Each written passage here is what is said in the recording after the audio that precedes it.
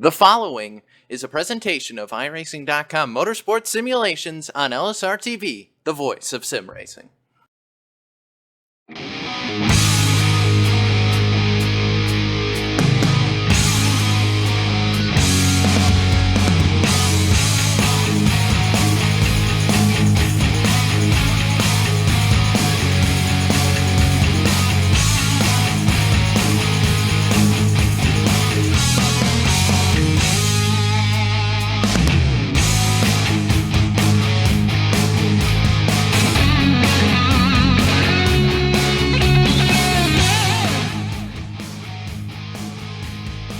Good evening, sim racing fans across the globe and right here at home, and welcome to another Monday night of sim racing action here on iRacing Live and LSRTV, the voice of sim racing. Tonight, it's the penultimate race, the 2016 RSR Full Throttle Cup Series, presented by Gary Mercer Trucking and SimVibe by Sim Experience, season round 32 of 33 at the Jewel in the Desert Phoenix International Raceway, the 1 mile oval with the dog leg that takes no prisoners. And tonight we'll take two more drivers on to the Championship 4 to decide a winner-take-all finale next week in Homestead, Miami. But before we get to that, we bring you topside to the LSRTV broadcast booth. Good evening again. My name is Jacob Seelman, joined in the broadcast booth tonight by James Pike and Chris Murdoch, with Cisco Scarmuza down in the production trailer as we get set to roll here at the 1 mile oval. James, that, boy, if Sunday was any indication, this race tonight is going to be fun, it's going to be wild, and I promise you, this points battle, when you look at the guys that aren't locked in, Scott Eckridge, Daniel Eberhardt, Mike Kelly, Carl Shedd, Nick Silver, Kyle Tarasca, with Silver and Tarasca both in must-win situations, hello, this race tonight is going to be all-out war. Yeah, Jacob, I think we're going to have a really, really exciting finish. And to me, I think the interesting thing to watch will be just as it was yesterday in the main game race. It's going to be the battle of tires versus track position versus what do you do on pit road? Do you try and maybe cheat and get no fuel or two tires to get your way up the field? Or do you get four tires to make sure that you can run up through the field? We saw that track position didn't really matter all that much yesterday, but that was yesterday. This is today. Things can change very quickly in 24 hours, Jacob. Chris Murdoch, this track is tricky. The dog leg always a potential calamity spot, and tonight we've seen this track take no prisoners before. How worried do these chasers have to be that tonight they could be just collected around the calamity that seems to be just right around every corner here in the desert? I mean, they have to be on their best game. For most of these drivers, it's their last stop. I mean, only 4 drivers advance, so I wouldn't put anything past these drivers during this race. They're going to pull out all the stops, and like you mentioned, the dogleg, calamity corner, you'll see people diving as far as they can get down there, coming up into trying to clear themselves, and sometimes it just doesn't work out that way, and that's where you see most of your accidents. That's true, and tonight going to be a battle. We know 2 drivers are already locked in. Dave Washington, courtesy of his win 2 weeks ago, rather, at Martinsville. Dwayne Vincent, courtesy of his win 1 week ago tonight at Texas. James, the performance by Dwayne Vincent was nothing short of impressive. He knew he had to win. He went out and he won. So now we know, at the very least, that this 13 team is safe, and for the other guys who aren't, oh boy, there's one winner tonight. That's all. Yeah, and I think there's a little bit more room to race at Texas, and it lends to make for somewhat less crazy races. So that's not to say that the finish at the end last week was nothing short of spectacular, but here you don't have as much space on the track to run. You don't have any room after this race to make up points. You have to go get yours tonight, because if you don't, there is no tomorrow. That's right. That's going to be the big key. It's win or it's advance or you go home tonight. The way they shake out, the 6 guys going for the final 2 spots in this championship. You got Scott Eckridge, who's right now 7 points above the cut line. You've got Daniel Eberhardt, 1 point to the good right now. Mike Kelly, 1 point out. Carl Shedd, 12 points behind the cut line. You've got Nick Silver, 16 points behind. And Kyle Taraska, who missed last week, he has to win. That's all we've got. And as we get set to rock and roll here, Chris Murdoch, let's take a look. This one's going to be a lot of fun. We're finishing up qualifying, getting ready to go to the starting grid. I'm excited for tonight. Yes, same. I'll take you down this full field rundown. I'll start it off here. On the point here, I will get the number 70, one of those people who are not necessarily locked in, but on point he's sitting pretty good. Scott Eckridge, 27.213. David Washington, second. He'll be starting on the outside. He's already locked in. We'll throw it to Cisco for 3 and 4. Starting third is going to be the 45 at Carl Shedd, and to his outside, the Meatball Mobile, Jose Gonzalez starts fourth. Number 91 machine of Steve Gottschalk, rounding out your top 5, and starting outside of him, Daniel Eberhardt, another driver locked into the chase. He starting 6th. Seventh's going to go the 37 of Ben Burnett, and Greg Evans is going to round out your top 8. Sean Casto starting 9th, and outside of him, that 25 car of Joseph Tice. Starting 11th, the I-80 machine of Mike Kelly, and our very own Austin Coop rolls off 12th. Dwayne Vincent, he's at 13th, and John Abbott will be in that 14th position. 15th's going to go to the 88 of Kyle Taraska, and 16th's going to go to Nelson Rivera in that 7 car. Michael Waters, 17th. Nick Silver in the 24 machine will be 18th. 19th's going to go to the 34. Sean Bounty and Ross Cato will round out your top 20. Scott Stenzel in that 42 machine will be 21st, and Bobby Wetzel comes in 22nd. And the rest of your grid is going to go on screen. And right now, Chris, we're going to see, you're going to dial up our in-race reporter here for tonight, Austin Coop. Let's see what we can find out from that 53 car. Yeah, Austin Coop, it's Chris Murdoch up here in the booth. Do you got Austin? This race is so important to all these chasers. You not being one of these chasers, what's your plan for this race to roll off here? For this race, really try and get a good finish. We had 2 bad weeks to start off. My time here in RSR, and really want to turn that around for big time for sure. I really want to try and get the top 15 that I've really been looking for. Really want to finish the darn race, to be honest with you. But I really just want to see if we can get a top 15 here tonight.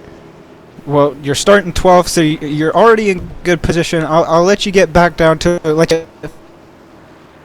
folks. Jacob, this race is tricky for a lot of these drivers. Okay, Jacob, this track is so tricky for the drivers. It's such a difficult track. Which corner are you looking for the most action in tonight? Turn 2 is going to be where it's an issue, and we're going to be watching that all night long. American Ethanol green flag already in the air as we work off turn number 4 and back down the front straightaway. So we are underway here from Phoenix International Raceway. On the jump from the front row, Scott Eckridge and David Washington. As the field already works through the dog leg, Eckridge and Washington with the early advantage. We know which one of those two needs to advance. James, the 70 on the move already. Already off and hunting for a spot up front. Meanwhile, it looks like you have to go back in the pack all the way. Yellow out on the track now. Yeah, chaos already. And, we've said this track gets, anxious very quickly. So we go yellow here on this opening lap of competition. Bobby Wetzel going to be the reason for the first yellow flag of the night. That was relatively back in the pack. Wetzel started in the 22nd position. Doesn't even make it through lap number 1. Before issues striking that number 19 machine. We're going to hopefully settle into a decent run here, Chris, but the biggest worry out of all these guys starting off was that we may not get a long green flag run, and obviously, at least this first mile did not go according to plan. Yeah, definitely not. And one thing you got to be wary of if you're one of those chase drivers is, track position is is key here at this track. Afford to be back in the pack, and for these chasers, you see a bunch of these chasers in the back. You've got Kyle Tarasco 13th, Dwayne Vincent 14th. Dwayne Vincent already locked in, he got it done, but for that 88, he missed last week. So getting track position here and is key, and with these cautions, even harder.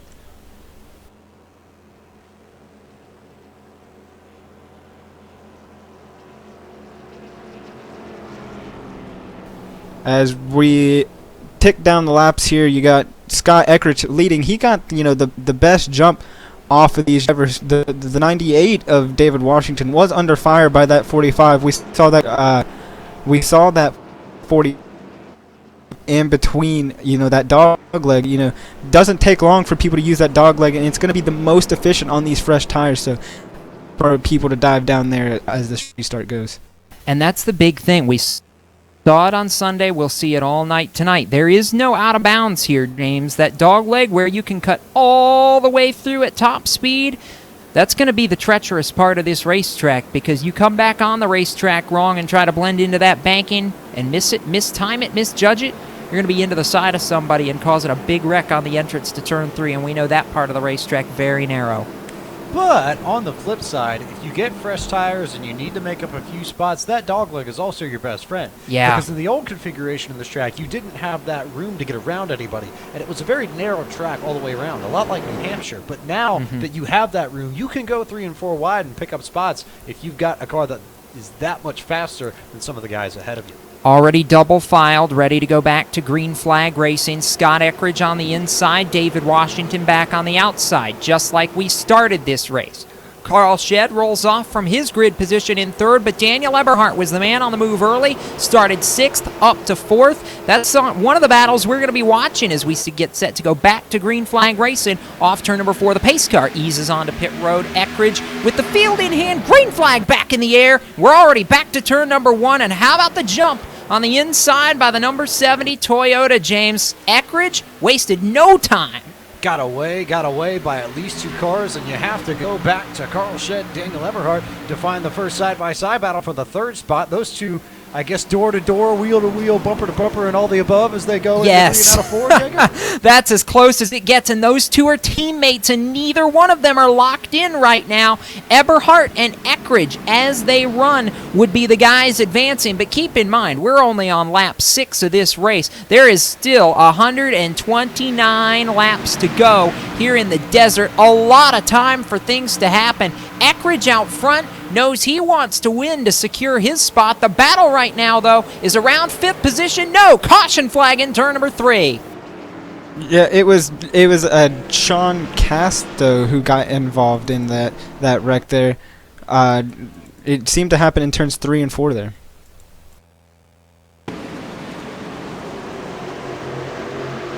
It seemed like you get the replay coming up here. It seems like Sean Casto just got into it with another driver, just bringing out that caution. Unfortunate for these drivers. These yellows are, starting to tack on here at the track. You said we have a lot of racing to go, but it's just got to be getting into the heads of these drivers who need a win or need to get up there in the positions.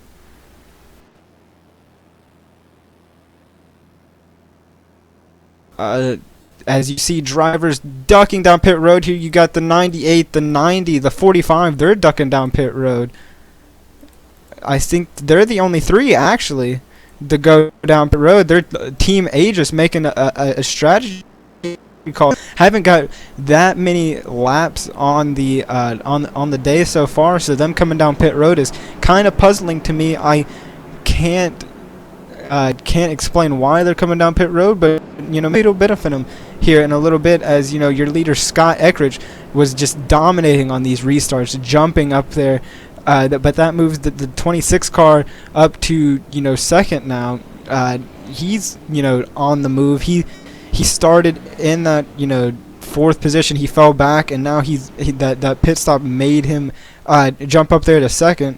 And how about our own Austin Coop? He's been kind of sitting there at in where he started. He started 12th, and now he's 11th. So he's slowly moving up. He was, kind of involved in that last caution between Sean Stone and him. He was right under that. He seemed to get away from it. So, looking to go back green here shortly as the lights go off on the pace car. What do we expect from this race?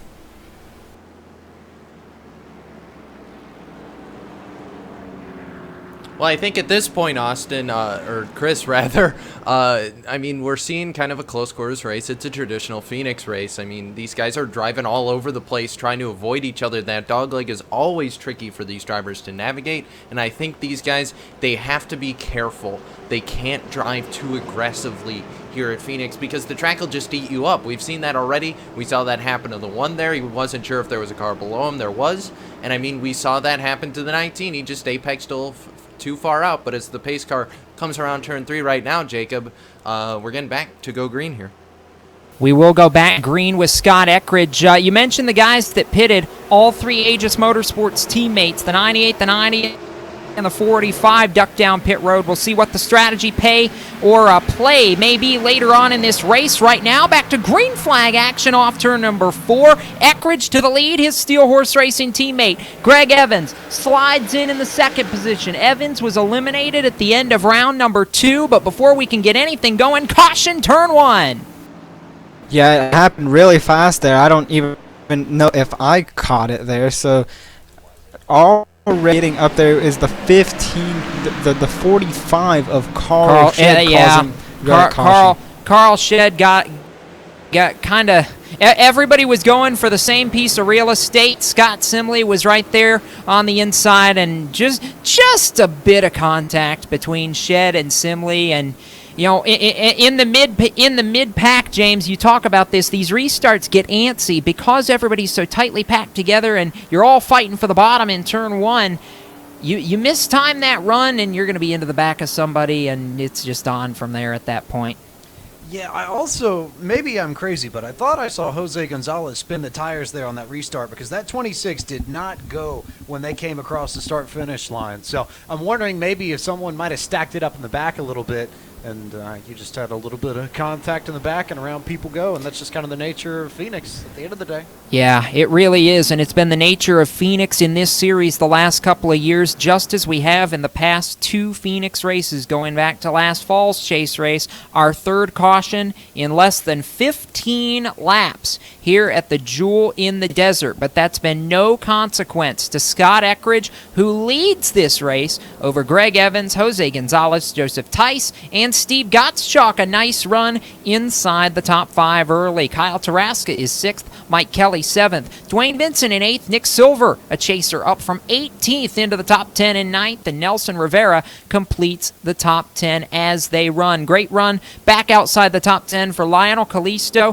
who's risen from a provisional start in 25th. He rides in the 14th position right now, coming to complete lap number 12 of 135. So still a very long way to go. And Chris, as a driver, especially these chasers who know they need to lock in tonight, this is not what they want. You want to try and establish a rhythm, and when you can't do that, when you struggle so badly because you have all these early cautions, it makes it difficult. It wears on you, doesn't it? It definitely does wear on you there, Jacob, and you gotta. It kind of gets into the back of these drivers' minds, that they think they're getting into enough room. That last caution, they didn't get really enough time to get on the gas the entire way before the caution came out there. So it's got to be getting in the mind of these drivers. One driver who's got to be loving this is that 70 of Scott Eckridge. So it's always good to see these cautions when you're leading, but as for these chasers in the back, these cautions are nothing you want to see even this early on. So what we're going to do here when we get set for this restart is try to reset and see if we can't get a run going here. But I think the biggest thing, or at least early, James, is the fact that you've got 2 teammates on the front row, and we saw how that came into play on this last restart. Greg Evans, a Steel Horse Racing driver, eliminated earlier in this chase. His teammate Scott Eckridge leading this race. They worked together to get single file very quickly, and that saved them a lot of trouble of being side by side by the time they got to turn 1. Yeah, but I also think there's got to be a little strategy going on in the Steel Horse stable, because Eckrich is your bullet ticket to the championship for at this point. So I figure there's probably a few moves there up in the booth, and I think they're going to try and get Greg to help get Scott into that final race at Homestead, be eligible for the championship in any way that they can. One of the easiest ways to do that, give a man room on the inside as they get to one, so you don't have any issues like Bowman and Kenseth had yesterday. I knew somebody was going to bring that up at some point. We're going back to green, working what's going to be the conclusion of lap number 14. And when we go green, it's going to be Eckrich from the inside with Evans on the outside, then Jose Gonzalez and Joseph Tice in row number 2. Gottschalk and Tarasca behind them. The pace car back to pit road, field in the hands of the 70. Green flag back in the air once again, and another beautifully executed restart by the 4 and the 70, side by side for third. Down into turn number 1, Jose Gonzalez to the inside, Carl Shed to the outside, and a caution! Carnage in the middle of the field again in turn 2. Yeah, it just doesn't seem like we can make it out of turn 2, but it doesn't seem to be, affecting the driver of the 88 And machine Shed's too much. in it. Again? Carl Shed. Christopher Hurlow got a big piece of that going down into turn number 1, and right now Carl Shed was in a position where if things went his way, he could have advanced on points, but now that's going to be basically all for naught here. Too early in this race, just 16 laps in. We're going to step aside. We'll talk the championship implications and kind of break it down when we come back, but we'll step aside for now. From Phoenix International Raceway, you're watching the RSR Full Throttle Cup Series on iRacing Live and LSRTV, the voice of sim racing. Stay with us.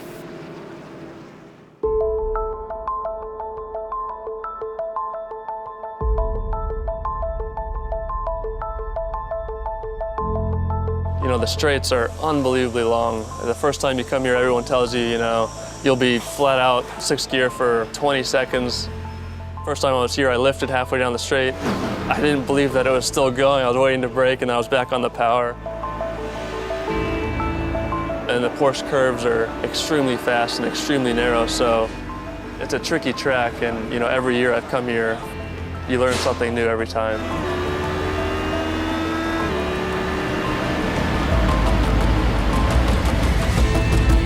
Le Mans is so fast. Wherever you accelerate, you are over 150 miles per hour.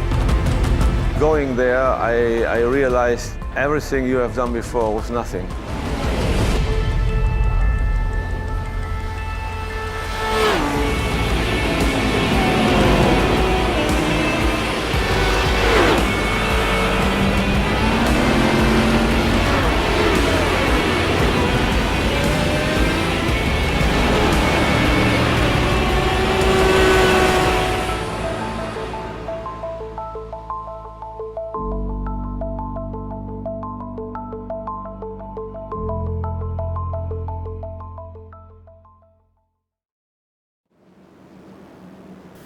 Welcome back to iRacing Live and LSRTV coverage of the RSR Full Throttle Cup Series presented by Gary Mercer Trucking and SimVibe by Sim Experience. This broadcast brought to you in part by Gary Mercer Trucking. Established in 1982, Gary Mercer Trucking has the experience and expertise that your freight deserves, providing reliable logistical services for over 30 years. Their specialties include over-the-road, less-than-load, and full truckload freight services between Ontario, Canada, and all points in the United States. For more information, visit them on the web at www.gmercer.com. Gary Mercer Trucking, the experience and expertise that your freight deserves. Getting ready for a restart. We've had 4 caution flags in the first 19 laps here this evening at Phoenix International Raceway. We are going 135 tonight, and we welcome you into the broadcast booth. Jacob Seelman alongside James Pike and Chris Murdoch with Cisco Scaramouza down in the production trailer as we're working the final race before the Championship 4 here at Phoenix International Raceway. As they run, Scott Eckrich is your race leader. Greg Evans rides second. Jose Gonzalez is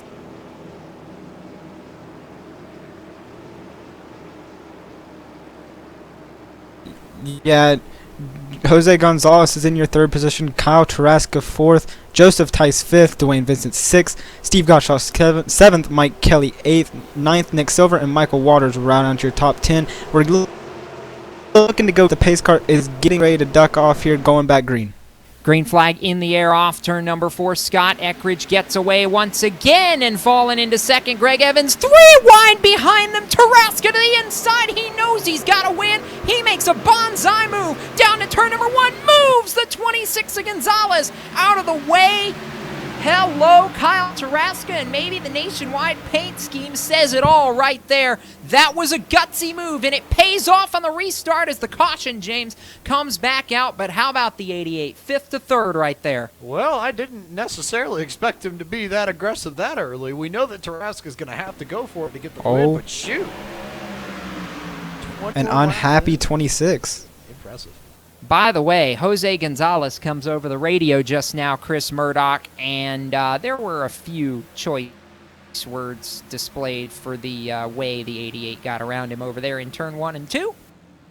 Oh, yeah, he drove right up next to that door of the 88, and I apologize, James, for I was just wanting to see how that ended up. I didn't know what was going. He got really close to that 88 machine. You know, it's still early on. Can't afford to be making too many bonehead decisions when the yellow comes out. Don't want to get into. Don't want to get your head too bad there. So working now, caution number 5 in 21 laps, and the unfortunate part to this race so far, James, is you know what our longest green flag run has been so far in this race? A whopping uno lapo. And I don't even feel like we made it through a lap. You know, well, it's been about it's been about 2 corners for the most part. I think we made it about to the entrance to turn 3 on one of the restarts before the yellow came out, and that's about it. If I didn't know any better, I'd have to start calling this Phoenixville or Phoenix Toll. Maybe, maybe. Oh, it's the intermediate oval that races like a short track, as old DW once said.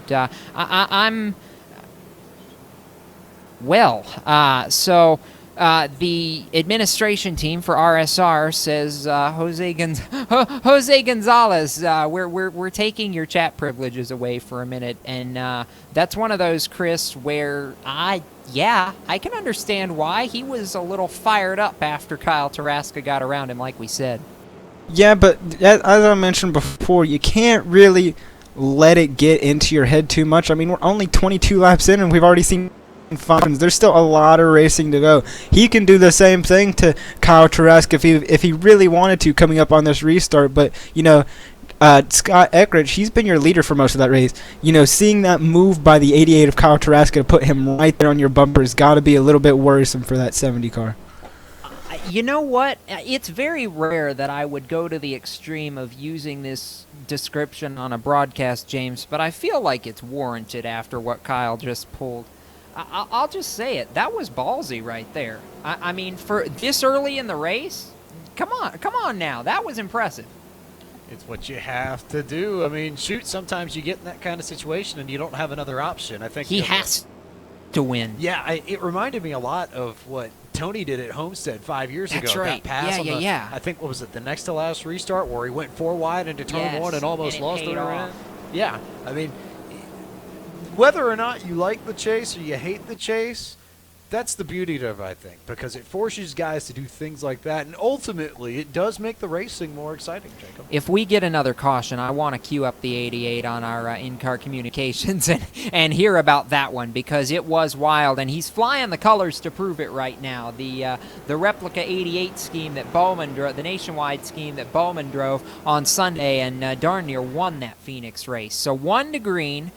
They're going to line up like this. Eckridge and Evans again on the front row. Tarasca Gonzalez, row 2. Vincent and Tice on row 3. Mike Kelly, Steve Gottschalk, Nick Silver, and how about the 10 of John Abbott back up inside the top 10 for the first time tonight. Raised from 14th, and he's now inside the top 10. Lionel Kalisto, 25th to 13th. Shane Ewing, 27th to 14th. They've had good runs early on in this race, thanks to a little bit of carnage, but some good driving as well. coming back to the green flag, and we'll see what they can do this time, see if anybody's got something for the 70 of Scott Eckridge as the field works into turns number 3 and 4. The pace car going to head for pit road. Eckridge, Evans, Taraska. We'll see if he can pounce. Taraska lagged back a little bit. Green flag in the air, and there was no stopping the Steel Horse guys this time, though. Taraska tries to squeeze the gap. Not quite going to get there, but the battle's on for second. Taraska locked onto the deck lid of the 4. Shoot, look at that. I think, is that Dwayne Vincent going at it with Mike Kelly? Well, yeah, it is. It was. No, you got Taraska and Gonzalez going at it. It was a great restart for the Steel Horse guys. Eckridge and Evans had that start time perfectly, so Eckridge got down to the bottom, got the lead. No confusion there, but Taraska is so quick right now, Jacob, that he almost threw those plans off. He almost did, Chris Murdoch. And that 88, he may be even with the 70, but he's certainly faster than the 4 ahead of him. I feel like Evans is actually holding this entire train up right now. They're backed up 6, 7 cars deep behind him. Yeah, and how long is it till these drivers wait as another caution strikes us? We did 2 laps that time as the 31's around near the dogleg. This time they're trying. Oh, caution. Caution again. Well, hey, we got a full 2 laps in that time, James. That's progress.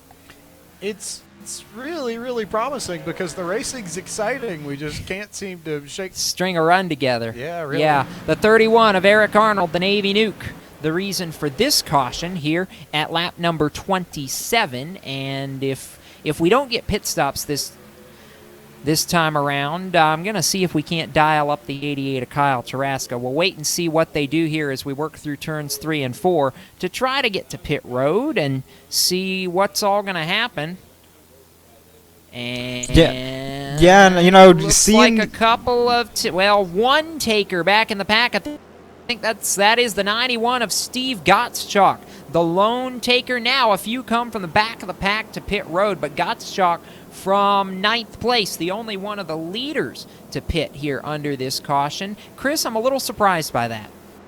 Yeah, so am I. You know, I mean, 28 laps, be it short-lived for the most part, but, you know, 28 laps is a long time on these tires no matter what. You'd think you'd see at least the leaders come down. You know, we saw a surprise of the Aegis guys in Eberhardt, Shed, and Washington go to the pit road. They're still somewhere back in the middle of the pack. I see Eberhardt's in 9th and Washington's in 20th, so didn't really work out for them. So maybe that's what these drivers are looking at. You know, what's the gain out of this? You see, I saw right before the pit road came down, you know, Kyle Taraska giving a little bit of some bumps to that rear bumper of the 4 of Greg Evans, maybe like, hey, move out of my way, I have a race to win here and a championship to win. Well, it's going to be interesting to watch and to see, and the later this race goes, if you're Taraska and you keep getting stuck behind the 4, James, the intensity ratchets up. It's one of those, you can only be nice for so long in Taraska's position, can't you? Yeah, and I think what's scary if you're Greg Evans is that Taraska almost got underneath him going into turn 1. And I don't think that Taraska was using up the whole car then. And it makes me wonder if we get towards the end of the race, if he goes a little bit deeper into that corner and maybe they make some contact. I don't know. Who knows? It's going to be interesting. Chris, as a driver, when you have so many cautions in the early stages of this race, I mean, how tough is it? How much does it wear on you that you just can't get a good rhythm going? It wears on you a lot because, you know, for us drivers, you know, I've been out of the car for a while now, but I've been on this build before, and, you know, for us drivers, it's really hard because, you know, rhythm is key. You gotta know your marks and everything, and you can't really get that with, you know, 1 or 2 laps to see if it works. You got to find out which line's fastest, you know, where to go, where to hit the brakes, and you can't do that if you're only getting 2 laps. So it's got to be sitting in the back of these drivers' mind. You know, Eckridge, Evans, Taraska, you know, they're up front right now, but, you know, there's drivers in the back that are like, if I can just get, you know, maybe even just 5 laps to figure out my marks, maybe I can get up there and give them a run for my money. Lights are out. We're coming back to green flag this time, James. And the longer... I'm kind of intrigued, actually, right now that Daniel Eberhardt's made his way back forward here, but his teammates really haven't been. So the question is, later in... does this tell us maybe that later in this race, as we get set to come to green, that maybe the strategy they pulled isn't a good one? I think, at least for now, to experiment's probably not a bad idea, but I also think it says a lot about the other two cars in that team and how good they are in traffic compared to how good Eberhard is. Well, Eberhardt's the one. I'm surprised that he's worked his way forward like he has. He's back up into the 9th position right now as the pace car back to pit road. Green flag in the air off turn number 4. And the switch, they got it done, but it looked like a little hesitation, maybe a little confusion by the Steel Horse guys on that restart. That was not as in sync as it's been the last few restarts. First battle on the racetrack around the 6th position. Mike Kelly to the inside, Dwayne Vincent to the outside, and that's a battle 2 by 2 behind him, Chris. Definitely, you got Eberhard and the 24 of Nick Silver behind them. This is, the first real battles we've seen all night. It doesn't seem to be stopping here. You got the 42 of Scott Stenzel. He's back there. He's looking to make a move. And the 97 of Lionel Kalisto. We talked about him. He's one of our bigger movers. As you see Eberhard dive using that dog leg to his advantage. Maybe going to clear the 24 and get right there on the inside of that 13 of Dwayne Vincent. Yeah, watch this 90 right now. He's battling with Vincent for that 7th position. Side by side off the exit of turn number 4. The flat of that racetrack going to make it very difficult for the 90, but I think Vincent may yield for him right here. He knows he's in Homestead, so he's not worried about that. How about the run, though, off turn 2, James, for that 90? Daniel Eberhardt's a man on a mission up to the 7th spot now. Something tells me that this is a trial run for if we get deeper in the race and they have to go back to the strategy again. I think Eberhardt wants to find out how many laps does it take to get my 90 car up to the front again. Look at this. Green flag laps, 4 of them, all in a row. I love it right now. I really do. And I love what this 90 is doing on the 1 and 2 end of the racetrack. He is so good on the bottom and through the center of the corner, James. And look at the dive to the inside. He just rotates the center so much better than anybody else on this racetrack right now. Inside of Mike Kelly, that's for 6th. Mike Kelly, I think, just saw the 90 coming and just said, we're too early in this race to really try at a race, so we're just going to let you go by and, we'll come back and get you later. Oh, one car in the wall, front straightaway. Caution flag flies, just got turned. Scott Stenzel in the 42 from 12th. Just flat. I think he got a bump from behind there. Maybe the 10 of John Abbott was battling with him and looked like it was just a tag and turned right there. So tough break for the 42, and he took a hard shot. James, we were looking right at that when he went nose first into the inside wall. Very rarely do you get turned like that in the corner coming out of turn 4 and not get help in some way at Phoenix. So, yeah, I'll buy the theory at least that he got a little bit of contact and went to the wall. But at any rate, tough break for Stenzel because that's day and game over right there. You don't come back from that kind of damage because this wall at Phoenix on the inside of the front straightaway hurts. Yeah, we went almost 6 full laps on that green flag run. That's our longest run of the night to date, which is at least a little more promising. We had some good racing through the field right before that caution flag, but as such, we're going to step aside and do our partners some justice. Actually, we'll do that in just a moment, because for the first time all night, all the leaders, save for one, are on pit road. Jose Gonzalez, the lone man to stay out. Everybody else from the front of the field, Chris, to pit road, and this is where it's going to get a little fun. Yeah, I'm more focused on this 88 right now. See if he can get it on pit road, maybe pick up that position. He's been fighting for that 2nd position, get by Greg Evans. A lot of other these drivers, Phoenix is a tricky pit road here, getting down, getting it woed up. So we saw some struggles last race that people were just overshooting their box. Looks like everybody is good here, and Tarasca will close, not going to edge out the 4. Barely gets by him. Greg Evans barely gets by the 88 on pit road. Nelson Rivera took 2 tires on the 7 to go from what would be 11th to, I think, 3rd behind Eckridge and Gonzalez here. We'll wait for timing and scoring to update, and we'll give you that rundown when we come back from Phoenix International Raceway. You're watching iRacing Live and LSRTV, the voice of sim racing.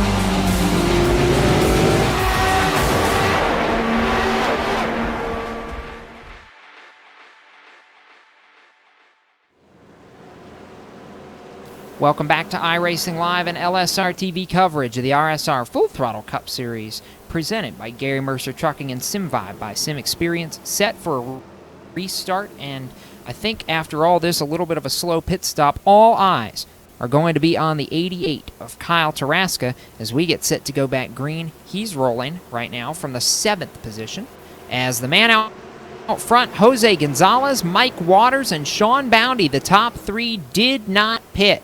Scott Eckridge, the first man off pit road on 4 tires, is 4th. Then you got Nelson Rivera on 2 in 5th. But again, Tarasca's been the show so far. He restarts inside row 4. Pace car to pit road. Gonzalez leads him back to the flag. Green flag in the air. Rolling again. And how about Eckridge from the outside? Boundy stacks up the field. Tarasca in the wall almost. Big crash in turn 1. Rivera's in it. Caution flag flies. And that was all the 88 where it started. He tried to dive all the way to the inside, James, and oh boy, it was on from there. Contact with a couple of cars right there. The 7 of Rivera was the first one he got into.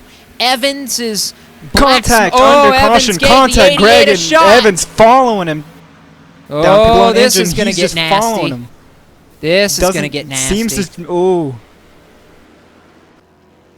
he's still bumping on him, turns him. He gives him a shot. He turned him into the wall. That's not going to be good. Into the wall. He turned Tarasca into the wall. You should. He's still Tarasca. stopped. Ha! Wow. All right. Jacobs. I'm so shocked by what I just saw. I can't keep my mouth moving with my brain. And he's been he's been parked. Greg Evans has been parked for the rest of the race. And that's standard by the rule book. You don't do that, James. No. That was uncalled for. Yeah, it's hard to see that being something that you could ever get away with here on the server, but especially when you consider the chase implications. Any major damage does it look like to the 88? He's got some front end damage, Jacob, which is not good. He kind of just lightly bounced off the inside wall, but it's still enough to crinkle that left side of his car. So I'm looking to see. Doesn't seem like it's going to play too big of a part in his run, but you just don't do that, especially to a chase driver. You just don't do that. I've seen a lot of things in 3 years with this series. It's been a long time since I've seen a retaliatory move like that. Maybe one other time. Never during the chase, though. I'm very shocked by that, and you're going to see the 88 of Tarasca head to pit road right here, obviously to repair the damage. And he was going for a gap that was there, James. I mean, you have to on these restarts. You have to get all you can get. I mean, it's one. I equate it to the Bowman Kenseth situation on Sunday. He was going for a gap, and the block tried to come down from above, and it was everybody going for the same space. I can't blame, at least not fully, the 80. If you're going to put blame on the 88, you have to put blame on everybody around him, and especially, I think it was the 7 of Rivera that came down on him right there.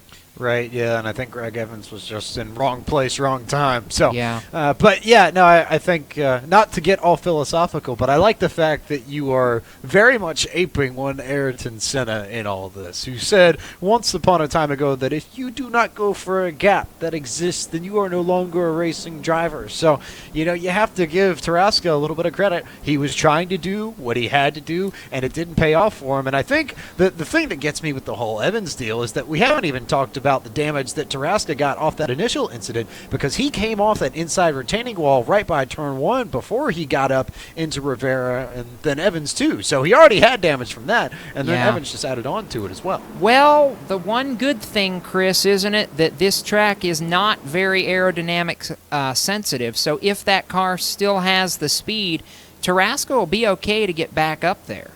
Yeah, it's possible. Yeah, it definitely is possible there, Jacob. And it seems like his pit road crew did a lot of fast work there. It seems like they got most of that damage that I was seeing on the front end fixed there. But, if that's the reason why this 88 loses the championship, you got to say there's going to be some repercussions on that 4 car of Greg Evans. Well, I think you've already seen it. They've parked him for the race, and I imagine there's probably going to be a suspension for next week at Homestead as well for that 4 car, because this is one of those things you just don't see happen. Anyway, to get back to the race, green flag back in the air after all that chaos, and we're going 3 wide again. Down into turn number 1, side by side by side, the 55 coming into this mix now. I had to kind of do a double take there. Michael Waters on the inside going for that 3rd spot, but not going to work. He falls back. Mike Kelly goes to 3rd, and a change for the lead. 3 wide. Save it, maybe? Nope. Mike Waters around, and I don't know that anybody else got him. Maybe? I don't know how. He was in the middle of everybody, but I don't think anybody else made contact with that 55. That was probably the most unbelievable slide and not get hit that I've seen in a while at this racetrack. So Mike Waters, the reason for a caution here with 45 laps complete. And I really think this is the one where we get a chance to reset, catch our breaths, and kind of refocus here, James, because after all the drama of the previous caution, whew.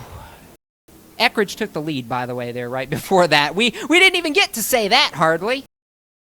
You're going to mention the fact that Scott Eckridge put off a brilliant little drive into turn 3 and got underneath Jose Gonzalez to take the lead. So I think if we learned anything under these very short green flag runs, it's that Scott Eckridge has a very, very good car. Well, we don't have to run that many laps. I'm all spun out and sideways right now. I after that last caution, my brain's like, okay, let's breathe. Let's get back in this. And by the way, getting back in this, Scott Eckridge restarted 17th and picked off 5 cars in one swoop right there to go back to 12th. Anybody that believes that 88's not going to drive like a man possessed over these last 88 laps, you got another thing coming. Tarasca's going to do whatever it takes to try and get up there, and if he's got the speed, to try and win this race, because he knows it's his only way to advance.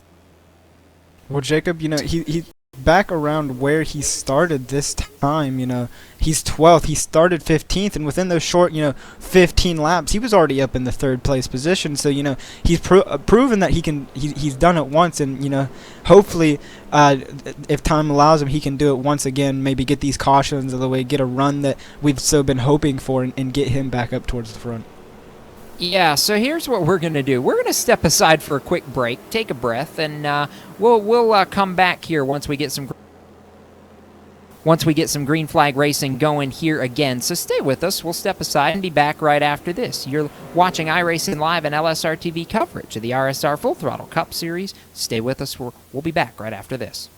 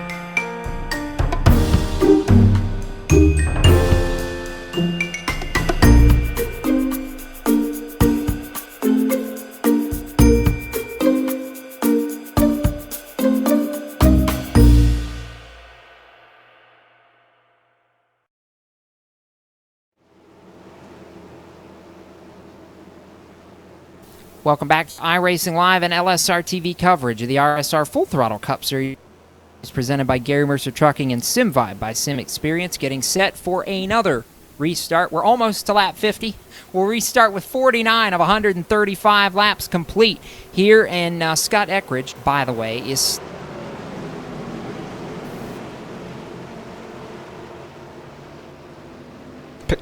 Pace car will duck off here and jump. Jose Gonzalez almost got the jump on him, but Scott Eckridge commanding the start as he he does. You got the 80 of Mike Kelly diving it in there on the bottom of the 26 car as we go off into turn 2. Maybe see him try to use that dog leg to his advantage, and he does use duck down as you see more drivers trying to use that the dog leg to advantage as the 80 car moves up to second. Oh, shit. And, you know, we're still here. That 80 car who's you know, needing a win here tonight. I know. Eckridge is still commanding this lead as you got the 26 trying to connect right back up with that 80 car, maybe get him as he's under fire of that 97 of Lionel Callisto. You got Sean Boundy in 5th. He's riding right there, getting battle of Joseph Tice. They're in a battle. That's your first 2x2 got going on here with Eberhard trying to maybe get some position there and maybe see him duck down to the dog leg like they always do, as you see him maybe trying to make it 3 wide, no, just getting on the inside of that 34 car, going to clear the 34 car. Eberhard is on a mission. Still on the back end of that 25 car, you got the 24 car of Nick Silver. He's trying to make a move on the 34 of Sean Boundy. These are all chasers who, you know, are trying to move their way up through the field. And Cisco, you're starting to see all of these chasers emerge towards the front now. Yeah, and these guys, you know, obviously making their way back up the track, and we're seeing Kyle Tarasco driving the wheels off that car right now, trying to get back up to a position where he can actually do something right now, running in that 11th spot. He's making his way towards the top 10 once again. He's got a long way to go, though, Chris, as they head back down to turn 1. And Scott Eckridge, meanwhile, has put about 6/10 on the rest of the pack right now. And Jose Gonzalez just rolled up the track a little bit of a battle going on. He's actually fallen back as there's a battle going on between Daniel Eberhard and his Aegis teammate, the 25 of Joseph Tice. So those guys now going to go at it. Yeah, and you're thinking for Eberhard, he's wanting this win. He's wanting this win to get himself locked into the chase. So he's trying to get by his teammate, maybe try to work with his teammate just a little bit, maybe saying, hey, move over, I got a race to win. You know, Eckridge, he's not very locked into the chase at the moment either. He's leading the race. And if you go back to Kyle Tarasco, he's battling, you know, Carl Shedd, Sean Boundy. He's making his way just now, getting on the inside of Sean Boundy, maybe trying to get by these guys who are somewhat holding him up. He's not moving as fast as we saw him within the first few laps, but you know, it's kind of refreshing to see a run here. Yeah, it is. And the 34 jump on the high sty still stuck up there, Chris, and for the moment he's gonna just the 34 is just gonna kind of fall back, but Tarasco is just driving the heck out of that car right now as they head back down to turn 3. Now on the back bumper of Christopher Hurlow, a little bit of damage to the back of that 87 Chevrolet up there, but for the most part it looks like everyone's finally gotten single file, and hopefully that means these guys have cooled off a little bit. Yeah, and 2 drivers we haven't seen, you know, a lot of off of that first or second caution, you know, Carl Shedd and David Washington. They've been in the back for a good portion of this race. They're now re-emerging up in 11th and 12th, just 2 spots behind that 88 of Kyle Tarasco. Then we fast forward up here to this 4-car battle we got on between Eberhard, Tice, Gonzalez, Nick Silver. Nick Silver is one of those drivers needing when he below the cutoff line, so he's probably going to try within these next few laps do whatever it takes to get by these 3 cars, maybe try to go for even more and get that win. Yeah, and still going at it right now is Tarasco able to complete that pass now as they head back down through turn 3 and 4. Great battle right now going on with Jose Gonzalez in that 26 and the 13 of Dwayne Vincent. Vincent down on the bottom side now, going to run down into turn 1 here. Vincent gets a great run down there, and as they come through 1 and 2 right now, he's able to clear the 26 of Jose Gonzalez, and a little bit of trouble with the 13 there, but the 26 just doesn't look like he has the speed that he wants to get very far right now. And Chris, as they head through turn 3 and 4 right now, Tarasco is still moving. Yeah, I was just getting ready to mention that 88 machine of Kyle Tarasco. You know, he's moving, and you know, you mentioned the 26 maybe not having enough speed to carry on, but that 88 coming with a full head of steam, gonna try to make quick work of these guys in front of him, get back to where he was up there in the top 3. We fast forward up to your top 3, and there's a battle shaping up between Lionel Callisto and Mike Kelly. Lionel Callisto just now getting about to that back bumper of the 80 car, maybe trying to get a second driver that's not a chase driver, but a win would still be nice here in the desert. Yeah, it would, and they head back down to turn 1, and Scott Eckridge, meanwhile, has kind of pulled out a little bit of a gap. He's got about 1.3 seconds right now on the rest of the field coming through the dog leg right now. Mike Kelly's kind of been holding on to that second spot, and then once again, Lionel Callisto has been showing a lot of consistency. We've seen a lot of consistency out of that driver as of late, and continuing to impress here is that 97. He's up here right now in the top 3. He seemed to do very well in these short tracks and look not too far back behind, making his return to the front of the pack. Daniel Eberhard, he's on the move as well. Yeah, he is, and I'm very impressed by the drive. He's been very patient, very calm, very collected, up to 4th, closing on Callisto for that 3rd spot now, and they're both closing on Mike Kelly. This is going to be a 3-man fight, James, for that number 2 position here in just a minute, because as we approach the halfway point of this race, we're about 5 laps from it right now, but that 90 has been the fastest car on the racetrack the last few laps, and I really like what they've shown so far. He's coming. Just give him a little bit more green flag time and or a caution, and who knows, he might be right on the rear bumper of that number 70 machine. But yeah, Eberhard's coming. But then again, I think we also have to give a call to Kelly, and especially Callisto. Kelly, you expect to run top 5, but Callisto's having a really, really nice run today. Good to see him running in that 3rd spot right now. And, you know, who knows, if the cards play right, we know Legato didn't have the best car on.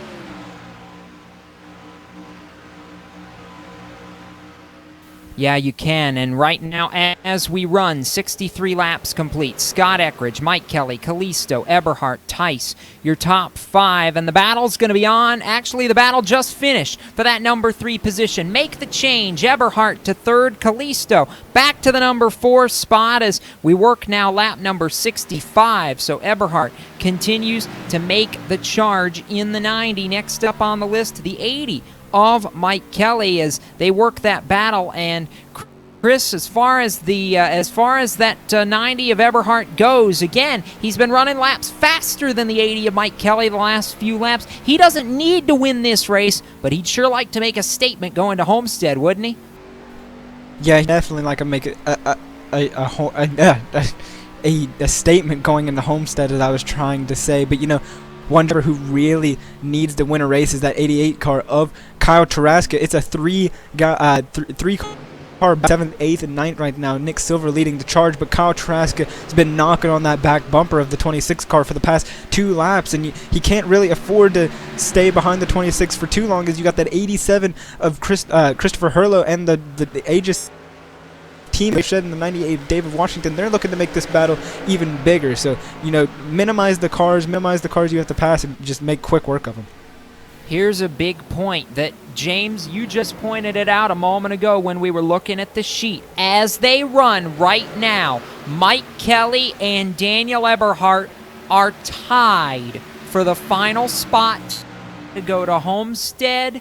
And if it were to finish this way as we work the halfway lap, Mike Kelly, based on his running position in this race, would be the man to advance to Homestead, Miami, and knock the 90 out. How about this battle for the transfer spot for a championship shot right now as they work in 3 and 4? Do we have the Jaws theme on cue, perhaps? Yes, please. Because that's the way Eberhard's been running. It's just oh, boy. Right on the rear bumper of that number 80 machine as they come out of turn 1 and into the dog leg. Jacob, give it 5 laps, and we'll see what happens. But I will admit I'd be a little bit nervous we might get another yellow, because those two have everything on the line to race for. Yeah, they do, and right now we're 1 lap past the halfway point, and as we cross that halfway point in tonight's race, we'll take a look at our iRacing Midway Race Break, brought to you by iRacing, the world's premier online racing game with professionally organized racing from NASCAR, IndyCar, the IMSA sports cars, the Virgin Australia supercars, and much more. James is smiling because I made that catch. So we'll take a look at our full field rundown now with 70 laps going in the record books when they get back to the line. Scott Eckridge, your race leader. Mike Kelly in second. Daniel Eberhardt is third. Lionel Kalisto fourth. And Joseph Tice in fifth. Dwayne Vincent in sixth. Nick Silver rides seventh. Kyle Taraska has worked his way up another spot now to P8. Christopher Herlow ninth. James and Carl Shedd completes the top 10. David Washington currently running in that 11th spot, followed by Jose Gonzalez in 12th. A.J. Browning currently holds down 13th. Sean Boundy is in the 14th position. Bobby Wetzel can be found in 15th. It's John Abbott in 16th. Michael Waters in 17th. Last car on the lead lap. Steve Gottschalk in that Nerf Reveal is 18th. Ross Cato currently running 19th. And Eric Arnold rounds out the top 20. Yeah, in 21st, you got that 7 of Nelson Riviera, Sean Casto 22nd, 23rd Greg Evans, our own very Austin Coop 24th, 25th Scott Simley, Shane Ewing 26th, Scott Stindl 27th, Ben Burnett 28th, and rounding out your field in 29th is Douglas Wyatt. And that has been your iRacing Midway Race Break. For more information on the wide variety of sim racing possibilities online, you can visit iRacing.com to sign up today, where you can use the LSRTV promo code PR-2016 LSRTV when you register for a new iRacing membership to get the late model free of charge, along with the 13 cars and 14 tracks included with a first-time subscription. iRacing, the world's premier online racing game. 73 laps go in the record books, this time by Scott Eckridge, continues to be your race leader. Mike Kelly rides second, Eberhardt, Kalisto, and Vincent all chasing. But all eyes right now are on the two men in second and third. Kelly advancing to Homestead as they run.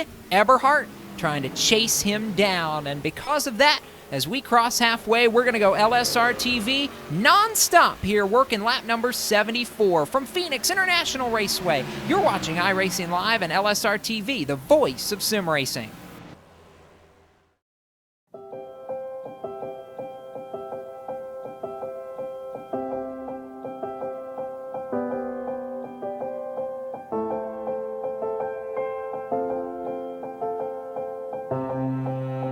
Trucking has always been a part of me. It started years ago when my dad and granddad were hauling vegetables to market in Liverpool.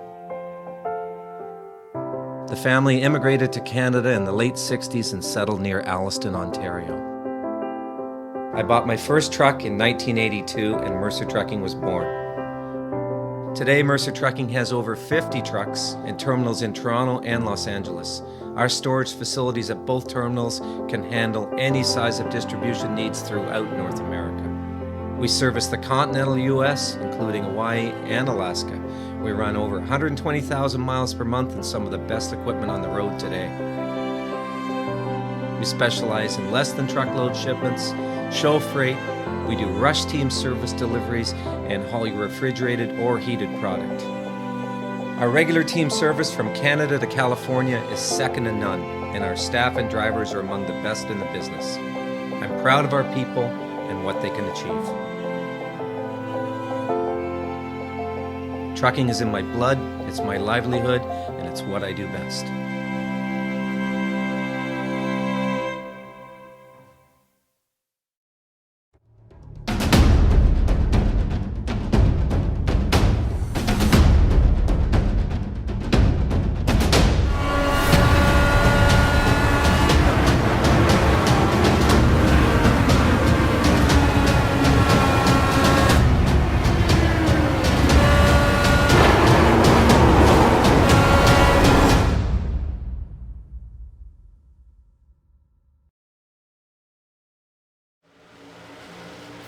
Welcome back to iRacing Live and LSRTV coverage of the RSR Full Throttle Cup Series, presented by Gary Mercer Trucking and SimVibe by Sim Experience, working lap number 79 of 135. And Scott Eckridge continues to dominate this race after starting from the pole.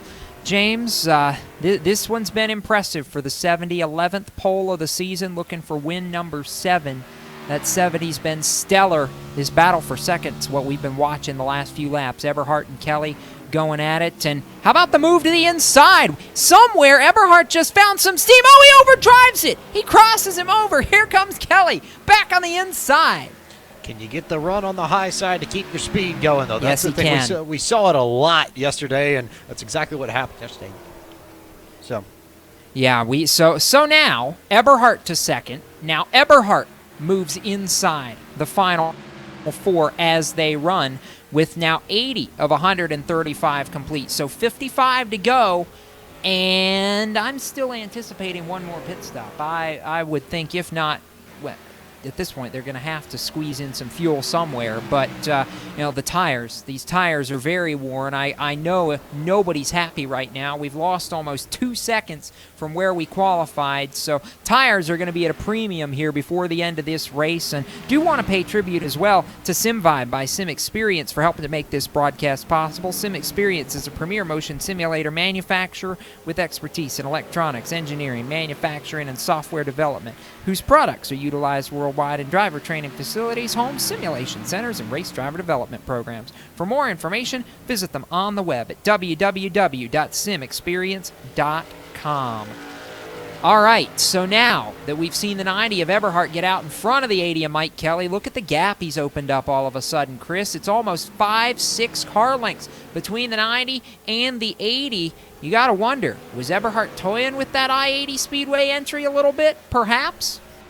Well, we were talking about it under the break, comparing times and all that, and now that I think about it, I think Eberhard was just sizing him up, because we thought he had used up his stuff on that first inside move that he tried to make, but maybe he was just sizing him up, waiting for the right movement. I saw him go a little bit closer towards the wall coming out of 2, and then he just dove straight down in there going into 3 and took it away. You thought that he would power back, but I noticed that he got a little squirmy on the bottom there, because he got just up under the apron. Sometimes you can do it here, but that time it cost him some time. So you got to pay attention to these two. I doubt it's over yet.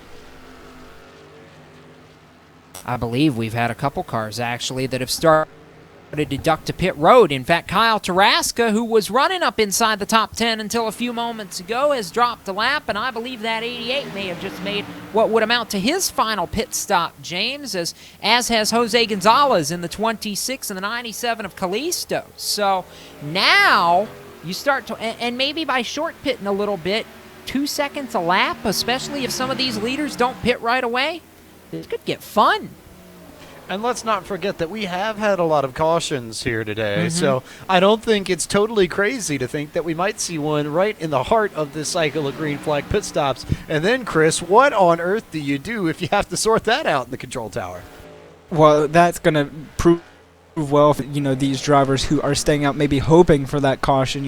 Eckrich has got the field by 3 seconds, so, he's got time to play with.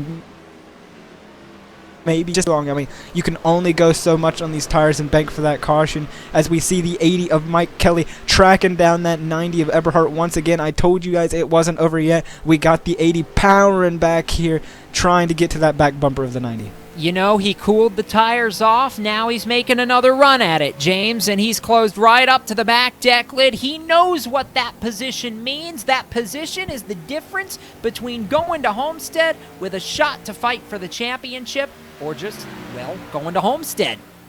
Gosh, this just feels like the best heavyweight title fight you saw in the heydays of boxing in the 30s and the 40s and the 50s and the 60s.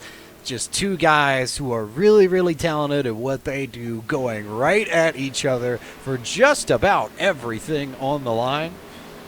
And I love Mike Kelly, too. The story there this year. Turn 1 Heroes, a team. He's had Chad Cole as a mentor all year long, former champ of this series, second in all-time career victories. Mike came in during the chase last year and really, really impressed a lot of people. This year, he's been so close. It feels like he's been snake bit, because he has. He's done everything but win. And now he has a chance to advance to Homestead, Miami, Chris, without winning a race, but purely on the consistency that's gotten him to this point. He's not got the most top 5s or the most top 10s necessarily, but I'm pretty sure, except for maybe one, he's finished just about every single race this season. Yeah, as you mentioned, maybe not getting the win is the way to go, but, it's definitely being consistent is right up there. He's getting it done when it needs to be done. He's taking care of business, and, it's this one car that's sitting in front of him that's standing in the way of him going to Homestead and just racing for that championship. One car. That's how close it is in this championship rate, on these championship points and on these drivers. It's got to be very stressful with these laps just winding down. One car could be the difference. Oh, wow, and James, he just got really loose off turn number 4. That car was sideways on the front straightaway. He is giving it everything right now, and we really are getting down to it. 43 laps to go right here. All of a sudden, we had the whole first third of the race where it was green flag, caution flag, green flag, caution flag, green flag, caution flag. Now, don't look too quickly, because if you blink and don't see anything, you're going to miss the fact we're going to hit 30 to go here before too long, Jacob. Yeah, we are. We are really closing in on it. That 30 to go mark coming in about 12 more laps. We've got 42 laps to go when they get back to the start-finish line. Scott Eckridge, a comfortable lead, about 4 seconds now over Eberhardt and Kelly. Look who's lurking back there in fourth. Dwayne Vincent just very quietly, very consistently back there. Not challenging for the win because he doesn't have to, but proving that he's got the speed. Like he said to us a week ago, James, he likes Phoenix. He said, I'm thankful I don't have to go win at Phoenix, but I like Phoenix. We're pretty good there, so we'll just go have some fun, have ourselves a good race, and I feel like he's doing that right here. I think the key for that 13 team is not necessarily to go out for the win because you don't have to, but it's more about keeping up your momentum and making sure that you don't have to, drop down and then claw way back up to get to a proper level to compete for the championship at Homestead. The best guys in this series are the guys who come in week after week after week and click off top fives as Mike Kelly goes underneath the 90 of Daniel Eberhardt to get that second position. That almost looked like Eberhardt may have let him go or made a mistake, something. He was way up the track. I think made a mistake to me because I don't think you just drive all the way up on turn 1 or... Oh, where did Taraska come from on fresh tires? Is he coming on pit road? Eberhardt, yeah, yes, he is. Here's the stop. Eberhardt, 40 laps to go. And look, I think that's Vincent coming with him. So the 90 and the 13, their final pit stops right here with 40 laps to go. And Eckridge slides through going to slide down as well. So 3 of your top 4 right there. Mike Kelly, though, the big thing here, Kelly just got a bonus point. He's credited with leading that lap as the other 3 contenders come to pit road. That's huge in the championship fight because now it means even if the 90 of Eberhardt gets out in front of him, Kelly's got a 1-point edge right here, and that's big. Yeah, I would think that, and here comes Kelly into pit road now, too. So I figured he did exactly what I thought he would do, which was go out and get that bonus point just in case, and then come right in so you don't lose too much time to the leaders. He'll probably come out behind Eberhardt and company, but he'll have the least a little bit fresher tires, so I imagine he might have a little bit better ability to drive back up through these guys, maybe have a shot at getting back around Daniel Eberhardt and company. I'm going to be truly interested to see where Kyle Taraska cycles out in relation to the rest of these guys. He actually cycles out about 4 seconds ahead of Scott Eckridge. That would be for the provisional race lead. His tires are going to be a little bit more worn, but this was the gamble he had to take. He had to do something to try and win this race. That was the gamble. Short pit, make up the time, and see if you can't hold him off. 38 laps to go right now. Your new leader, Nick Silver, in the 24 car. Another guy who has to win tonight if he's going to advance. He's doing what he's got to do right now. And how about the cycle off pit road? Eberhardt gets out about, 3/4 of a second ahead of Mike Kelly and going to try to thread the needle. Look at this. Through the middle, 3 wide. That's Silver, and that's his teammate, Joseph Tice. And that's going to allow Mike Kelly a big run up. And here comes the 25. He's going to let Eberhardt go. Kelly going to get through there. Kelly knows, even with the bonus point, he's got to get around Eberhardt in order to advance in this chase. So this is really crucial right now with 36 laps to go, and these two battling all out. Also, let's make note of the fact that Nick Silver has stayed out. I have a feeling Yeah. that 24 is hoping that we get a caution here soon, because with the way that car is run, it's his only shot to get up to the front of the field and have a chance to win and get himself into the championship four. So all kinds of pit strategies being played out. In the meantime, though, that little bit of traffic was absolutely the last thing that Daniel Eberhardt wanted to see, because it brought Mike Kelly that much closer to the rear bumper of the 90 machine. Yeah, it did. What was about a full second gap has now closed to a half a second on the racetrack as we're coming to 35 laps to go this time. Now, the problem is the fresher tires for the 70 of Eckridge have meant he's closed to within a second and a quarter of the 88 of Kyle Taraska. Let's see if we can't pick up the battle for the provisional lead. The 70 trying to track down the 88 on track. It's position 7 and 8, but when it all cycles through, if it all cycles through, this would be for the race lead. And Eckridge, now it's down to 6 car lengths. The fresher tires, they're about, 10, 12 laps fresher, Chris, at this point. That 70's coming with a head of steam. Yeah, and he's not holding back. And let's just take a quick look up here towards the front still. You know, Nick Silver, he's leading the race by 4 seconds. He's one of those drivers who also needs a win. I don't think he's made his pit stop yet. I think he's trying to hold out for that caution that is very, very, coming into frame here. You know, we started this race with a bunch of cautions. I don't think the last caution is being seen yet, especially, coming down to the final few laps. We got, Eberhardt and Kelly, Eckridge and Taraska. So many battles for points going on around the track. I don't think we've seen the last caution yet. I don't think so either, but how about Eckridge? The move in turn number 3 on those little bit fresher tires, James, takes the 6th position away from Taraska, and that, if it all cycles through, would be the difference right now. The big thing here, though, is, again, if we get another caution, who gambles with what?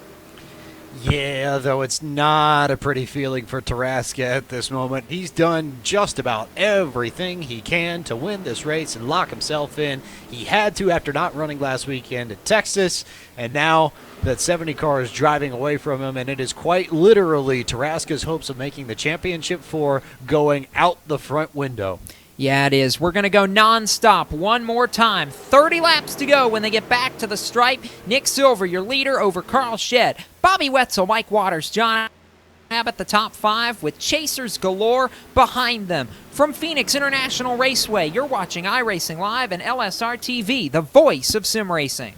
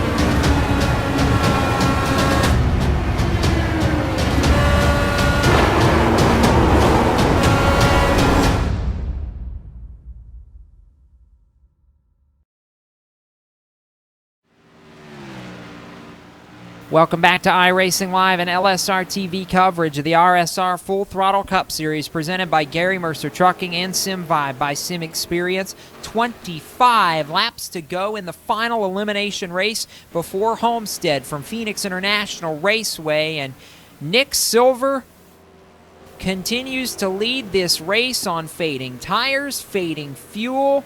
This was the gamble.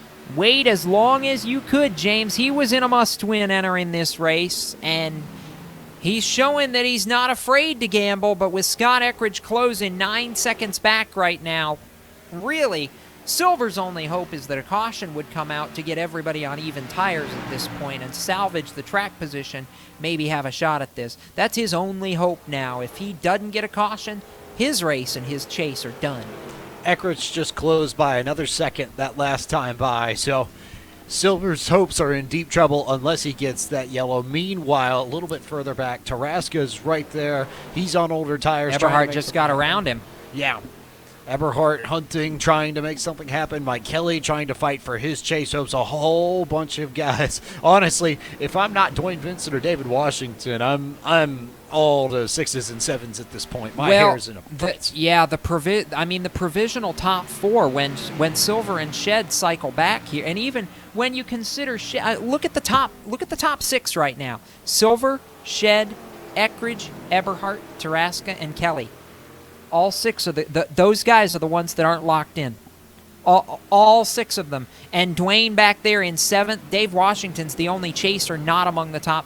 The rest of them are in the top 7. Washington's 13th. But the guys that have to make something happen are 1st through 6th right now. That, Chris, to me, says all you need to know about this format.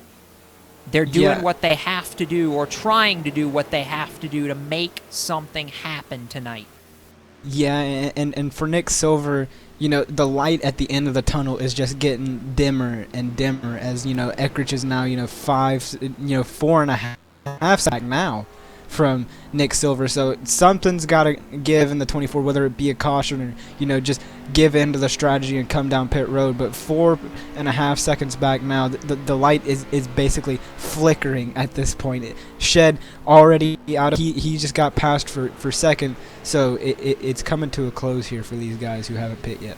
It really is. About 3 more laps, and Scott Eckridge is going to be back in the lead here. Again, what these guys are hoping for is a caution to get everybody back on the same strategy, maybe try some sort of a gamble right now. Mike Kelly inside trying to make a pass right now. I think that's, on the 45 of Shed for 4th.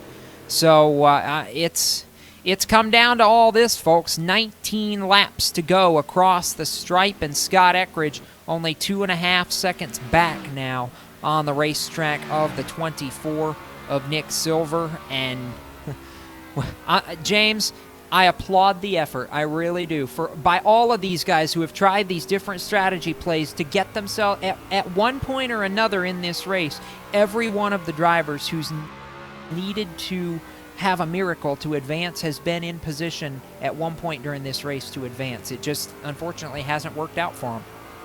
Well, it looks like it's not going to work out for them, but again, we still have laps left on the track, and not to beat an old cliche to death, but as long as we have laps, things can happen that are unexpected, Jacob. So we just have to keep our eyes peeled. We have seen that a few times, haven't we? 118 goes on the board. We scroll to the battle for the lead. Scott Eckridge, half a second back. Nick Silver in the 24. You just see how much he closes through the center of the corner. Eckridge to the bottom of the racetrack, through the dog leg, and he'll go right to the lead on lap 119. Takes the lead with 17 laps to go, and Scott Eckridge, and there it is right there. Nick Silver finally gives up the ghost as soon as he sees Eckridge go by him for the race lead, and what that does is put Eckridge out front, Eberhard and Kelly in 2nd and 3rd. Those 3 guys fighting for the final 2 spots. Kelly needs 1 spot. He needs to pass Eberhard if he wants to make it happen. Right now, It's not happening. There's 1.1 seconds between them with 15 laps to go. Silver going to take 4 tires right here on pit road. His shot to win may be over, but he certainly proved tonight he's given it all he could to try and advance to the championship 4. For Eckridge, though, James, what a drive by this 70 team to stick to his guns, to know that no matter what, if we stayed the course, that likely we would end up back out front, and that 70 Toyota now in position to go to Homestead. I think it just speaks to how strong. Oh, caution! That changes no! everything. If Nick Silver would have held on for one more lap, if Nick Silver would have, or even Carl Shed held on for one more lap, that would be the difference. But Silver's going to be the lucky dog. Silver's going to be the lucky dog. He'll get the free pass here and at least be back on the lead lap and not have to have pit service. So he's going to have a shot. It's going to be a long shot, but if he gets another caution, he would be right back in it. And you know what we saw at the start of this race, and I think it's going to be what we see now. Everybody about to get crazy. And if there were 2 cars I would be watching during this, it would be the 90 and the 80. They're going to come down, get their tires, and then it's going to be all-out war from here on out. Especially now that everybody's all bunched back up together. You know, you got Eberhardt on the outside for once this race for that 70. So maybe, you know, getting these top 3 in a battle for the win. And we cannot forget about the 88 of Kyle Tarasca sitting in that 5th position. No, we can't. Who's going to gamble on 2? Who's going to gamble on 4? This is about to get really, really good. A.J. Browning claims the caution. Mike Kelly on 2 tires. You knew he was going to gamble to try and make something happen. It's going to be inside 10 to go, James, and all he needs is a couple of well-timed cautions. I love this strategy right here. He had to go for something. He was not going to catch Eberhardt under the green. I think Eckridge took 4... And everybody is on eyes of that 70 car of Scott Eckridge as he slid through his box. The final pit stop that he needed to seal the deal probably. He slid through the box, gave it away. He's going to drop a bunch of positions. What? And maybe a speeding penalty as well. Oh, the mistake. How many times do we say it? How many times, James? Don't beat yourself. Are you kidding me? He had it. Well. But here's the thing. Someone always does this. Always. There's always at least one person Always. who throws it away on pit road. And I hate that it's Eckridge because he's had the best car here tonight. No question. Yeah, he has. But look at what this does, though, for the restart. You've got Kelly now in position. This would bump Eckridge.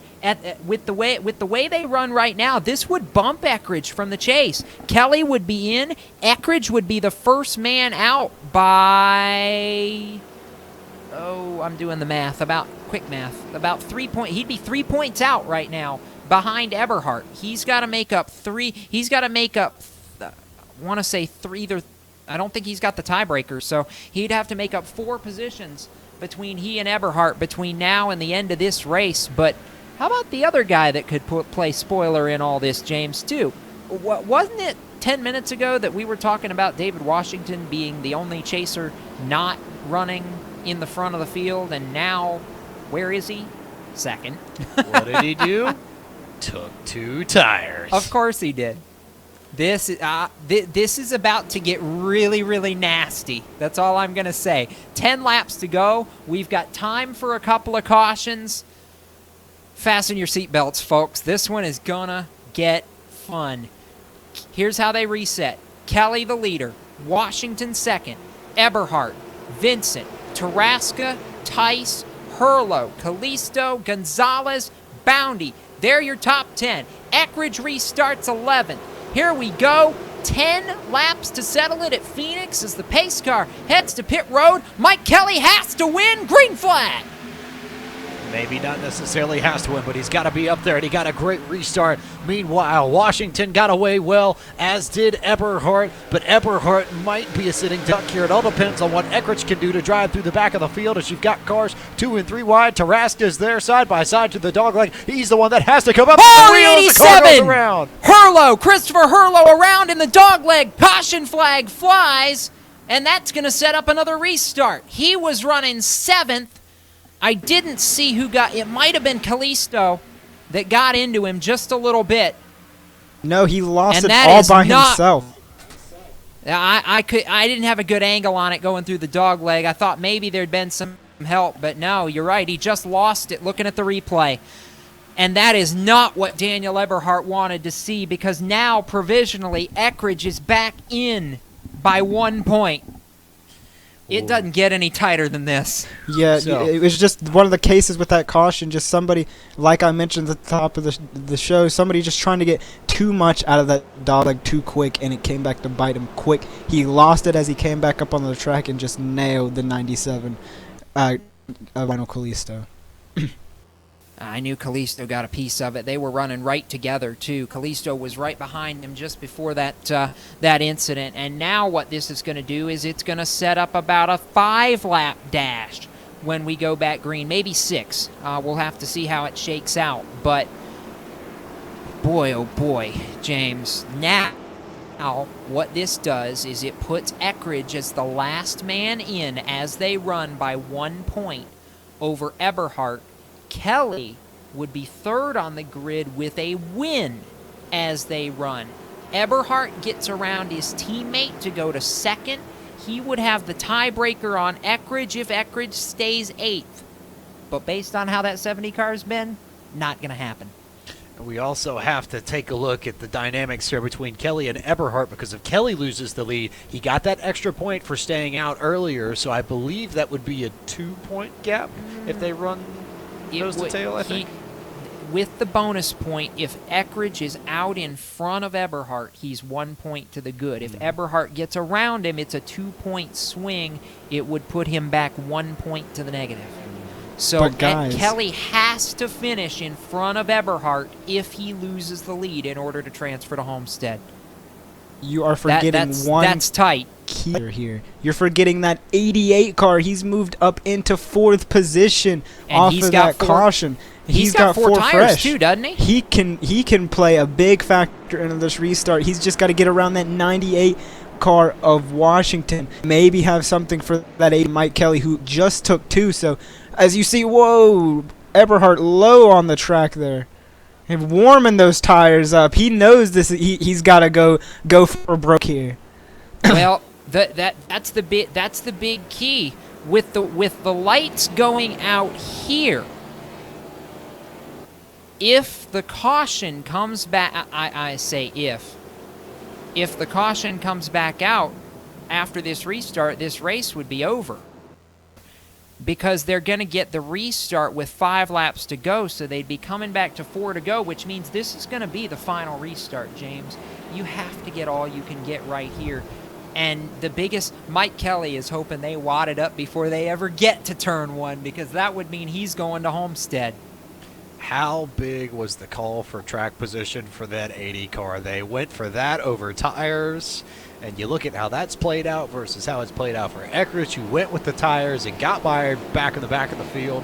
Kelly's sitting in the catbird seat right now, and Eckrich is sweating bullets maybe, and then a little bit more some, I think, Jacob? He's in right now by 1 point over Eberhardt. But again, that could all change. It all depends on where they're scored when they come back to the line. Eberhardt needs one position based on where they run right now. Kelly leads this race. He wants his ticket to Homestead and a first career win.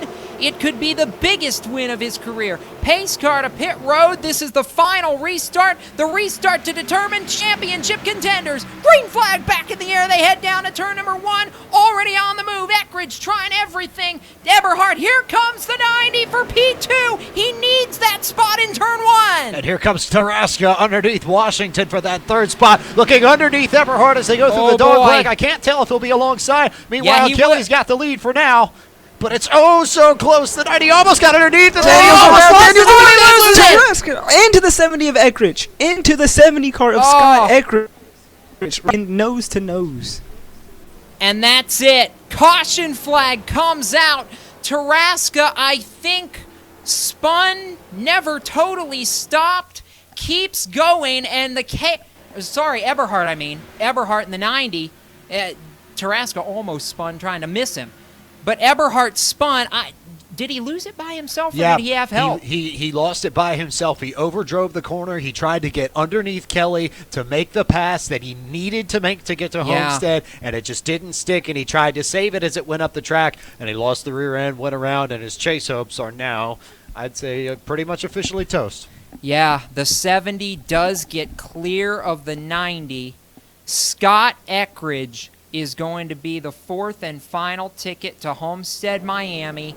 And Mike Kelly, you can't not love this story.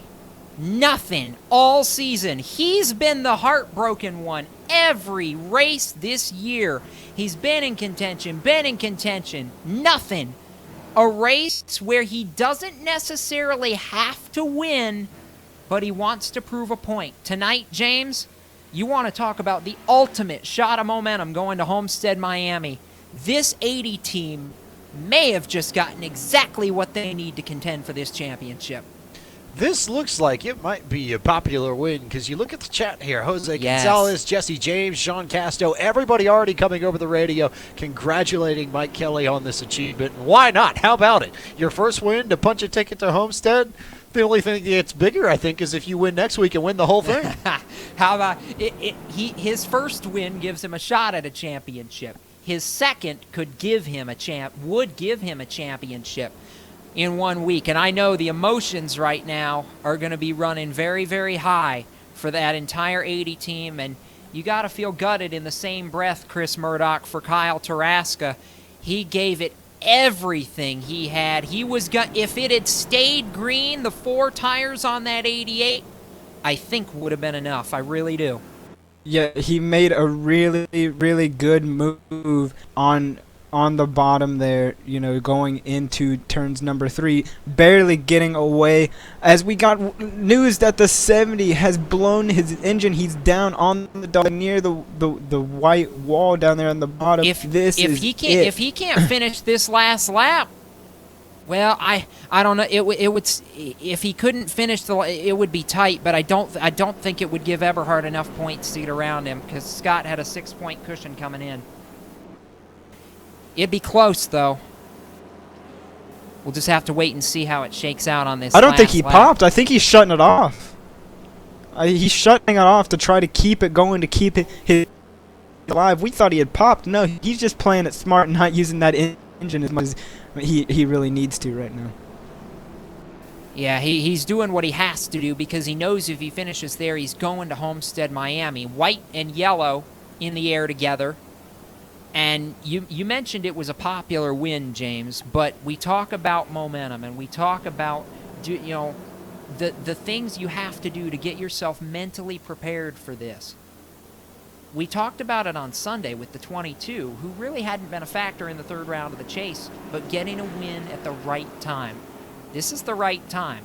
This could be a championship in the making right here. And how ironic that I kind of mentioned it midway through the broadcast, and it's exactly how it's played out. Mike Kelly has not had the absolute best car here today, but he put himself in position on pit strategy to be in the right spot at the right time, and now because of it, he's going to Homestead with a shot at his first series title in his first full season in competition. That's absolutely right. Down the front straightaway, he'll savor this drive for a long time. Caution and checkered, punch the ticket. Mike Kelly wins at Phoenix, and he's going to Homestead. Taraska, a heartbreaking second. David Washington, Joseph Tice, and Eckridge in 5th guarantees himself on points the final spot in the chase grid to go to Homestead, Miami. How about Monday night playing out exactly like Sunday did? 3 different winners in this round and 1 man on points. Yeah, and for Mike Kelly, the celebration going to be very, very sweet, Chris. And you see Eberhardt, the 90, just there, driving up to the door, congratulating, Mike Kelly on a hard-fought victory, I should say. That two-tire strategy call is what got it done for the 80. He just made the right call at the right time, and it's just so fitting for this 80 car. Like I mentioned before, he gets it done when it needs to be done, and I'm excited to see him going on the Homestead. Oh, by the way, Dave Washington was nowhere to be seen for most of the second half, and he finished third. Just for the record. I'm telling you, that team could be scary at Homestead. Mike Kelly burning it down. He's earned the right to. The biggest win of his career propels him on to a shot at next week's winner-take-all finale. We'll hear from the podium, and we'll hear from Daniel Eberhardt as well. When we come back, Eberhardt and Eckridge, first man out, last man in. You'll hear from the top three as well as the Chase Bubbleman after this. But Mike Kelly, he's going to Homestead. The post-race show in a moment. You're watching iRacing Live and LSRTV, the voice of sim racing.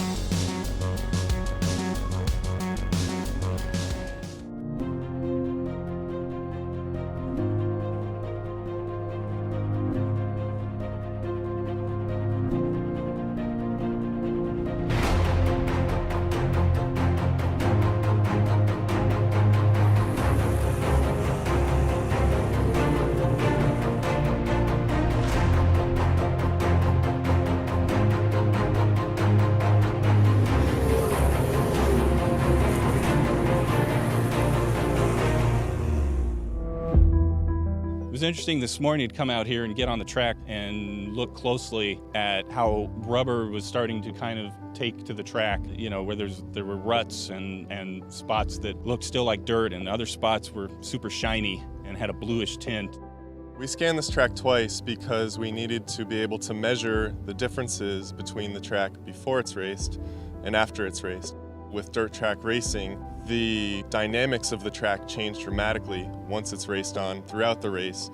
And by scanning it beforehand, we were able to gain a baseline that we're now able to compare with the scan from after the race. Take a look at the cushion, see where it's built up, see how deep it is, and try to figure out some of these variables that we'll have to account for when we create our digital representations of dirt racing and dirt tracks.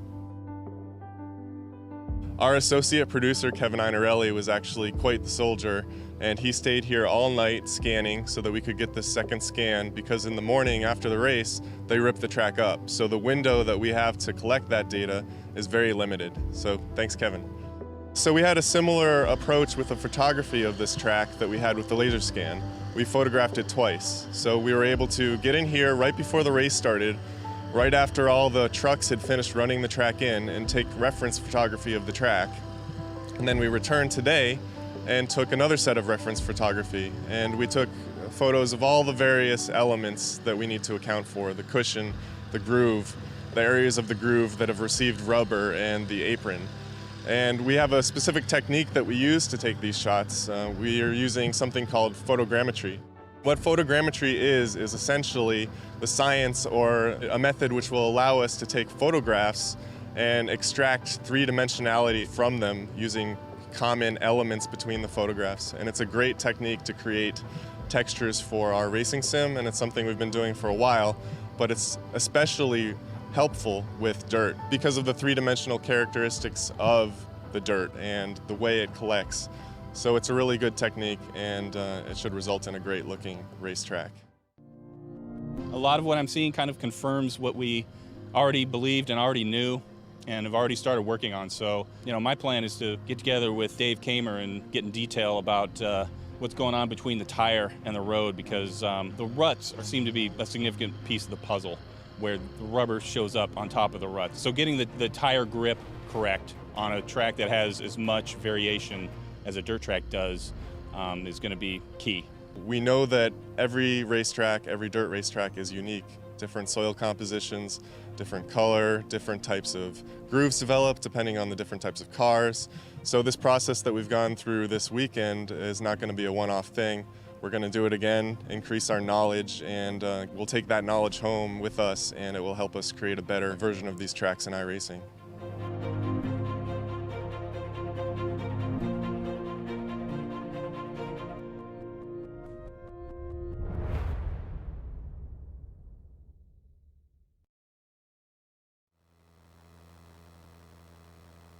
Welcome back to iRacing Live and LSRTV, the voice of sim racing, the post-race show, and we've got a lot of material on this post-race show we'll get to in just a moment, but first here on LSRTV, we're going to take a look at the final full-field rundown for tonight's RSR Full Throttle Cup Series event at Phoenix International Raceway.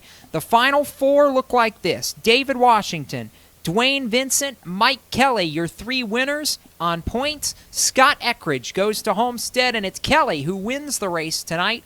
Kyle Taraska comes up one spot short of advancing to Homestead. He finishes second. Third is Washington. Fourth, Joseph Tice. Scott Eckridge fifth. Nick Silver sixth. Jose Gonzalez is seventh. Dwayne Vincent eighth. Carl Shedd ninth. And James Sean Boundy completes the top 10.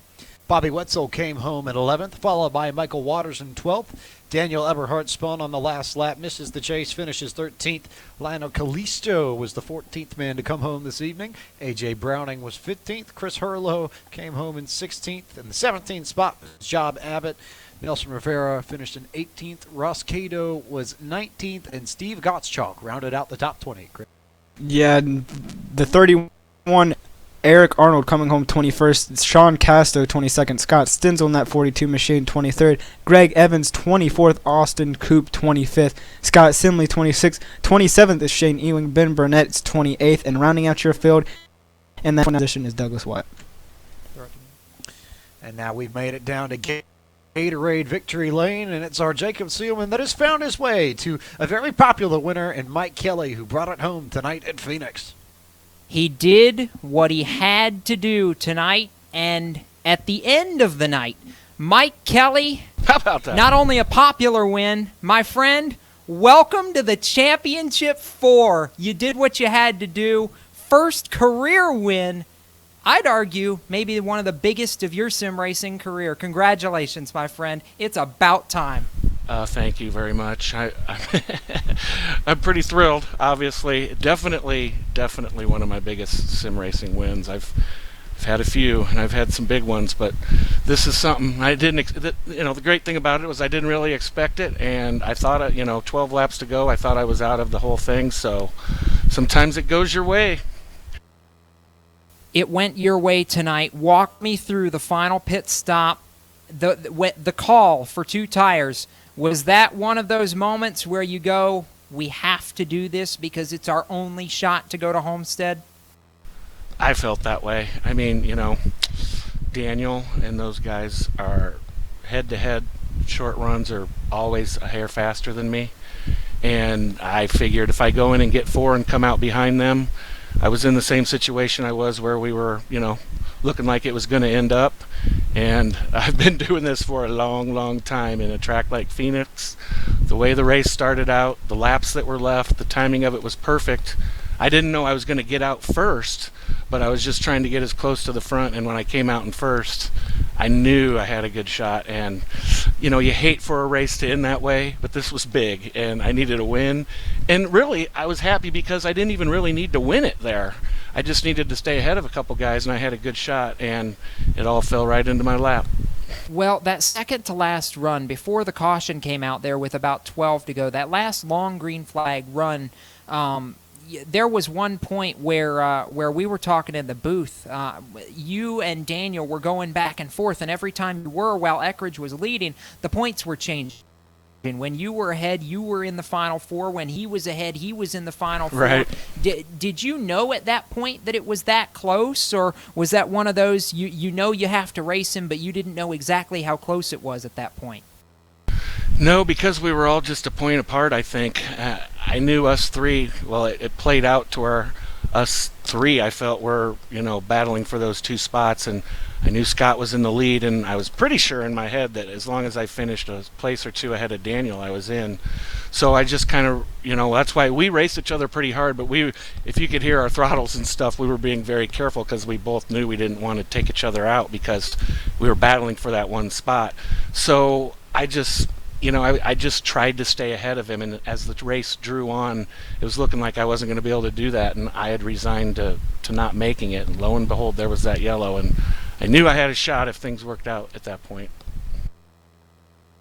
It does work out, and now you've got a shot at your first championship in your first full season here in the RSR Full Throttle Cup Series. I know you've been doing this sim racing deal for a long time, Mike, but how big a moment is this for you, knowing that next week it's you versus 3 other guys with, if you can find a way, you could be champion at the end next Monday night. I mean, how big a moment is this for you? It's big. I admit I already got up and ran around the house a little bit before I got on here, and I'm just thrilled to have a shot at it. My goal when I started this season as a rookie, even like you said, even though with a lot of experience, very tough crowd, and my goal was to run clean, gain respect, make the chase. I figured if I could get into the final 8, my season was made, and I achieved that goal. And now with a little luck, I'm racing for the championship, and it's a great group of guys, and it's going to be a good one. And after tonight, I know I got a shot at it. I mean, anything can happen in this series.